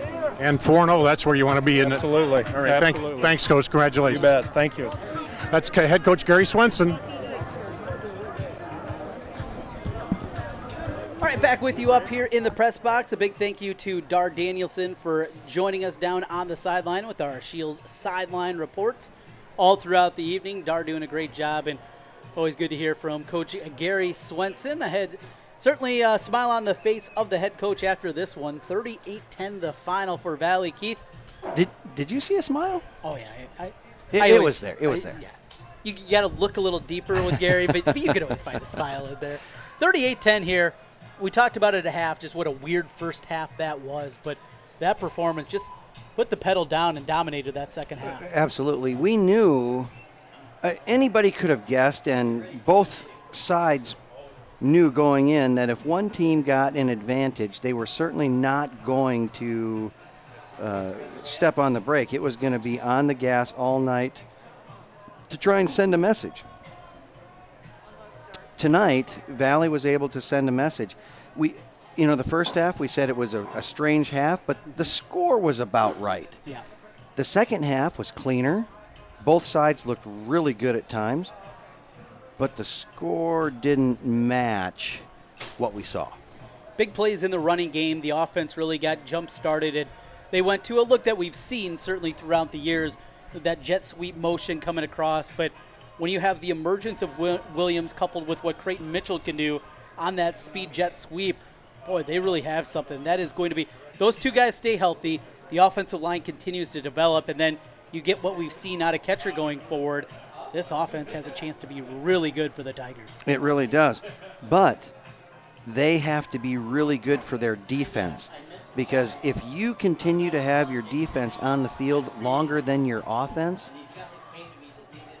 it takes a toll on them, and they just can't play with that emotion that we've seen out of them long enough to keep the opponents off the scoreboard. Valley runs their record to 4-0 on the young season. Waukee drops to 1-3. Losses to Dowling, Southeast Polk, and now here to the West Des Moines Valley Tigers. They'll get into district play next week. They got Mason City coming in, a road trip to East before Atumwa, Indianola, and then a fun game week 9 at Johnson. That should be a good one to end the season, more than likely for the district championship there. But as they get to that point and building to that point, Waukee, a 1-3 team, still better than most 1-3 teams are. What do you look at? What does Coach Carlson need to do with this squad to get them back revved up? He just needs to remind them that the 3 losses they have are to 3 top 5 ranked teams. They could very well be number 6. In fact, you could argue now, depending on how Polk played tonight, you could argue the top 3 teams in the state, they could be number 4. So you just let your team know that they're in the thick of things. They are as close to a playoff berth, a first, second round win, a semifinal berth as any other team in the state. Our final score here, Valley 38, Waukee 10. The Warriors flexing their muscles, and they'll be back home next week with homecoming in Council Bluffs. Thomas Jefferson coming in. TJ, the Jackets, right? The Yellow Jackets coming in. They still run that kooky triple option look? Been a few years since I've seen TJ. Yes, they have done that, and they've added in a little bit of spread, but I think there'll be some film watched, as you just need to have a little bit of an introduction as to at least knowing where to line up. No doubt. Well, that'll be next week for the Valley Tigers. Waukee at home. They'll have Mason City, and we'll have both those games right here on CISM. And make sure you check Valley's website. If you're interested in getting to homecoming festivities this week, get into valleytigersathletics.com and see what the festivities are. There's going to be a lot of fun this week at Valley High School. Looking forward to it and having fun calling a game with you again. Thank you, Keith. Hey, the pleasure was all mine. Fun being up here with you and seeing everybody and all the shout-outs. It's a great night, and a great night for Valley Tiger fans. Once again, they win at 38-10 over Waukee. Next week, Thomas Jefferson, homecoming all week long. Waukee hosts Mason City. For Keith Bornes, Dar Danielson on the sidelines, I'm Trent Condon saying goodnight from Valley Stadium.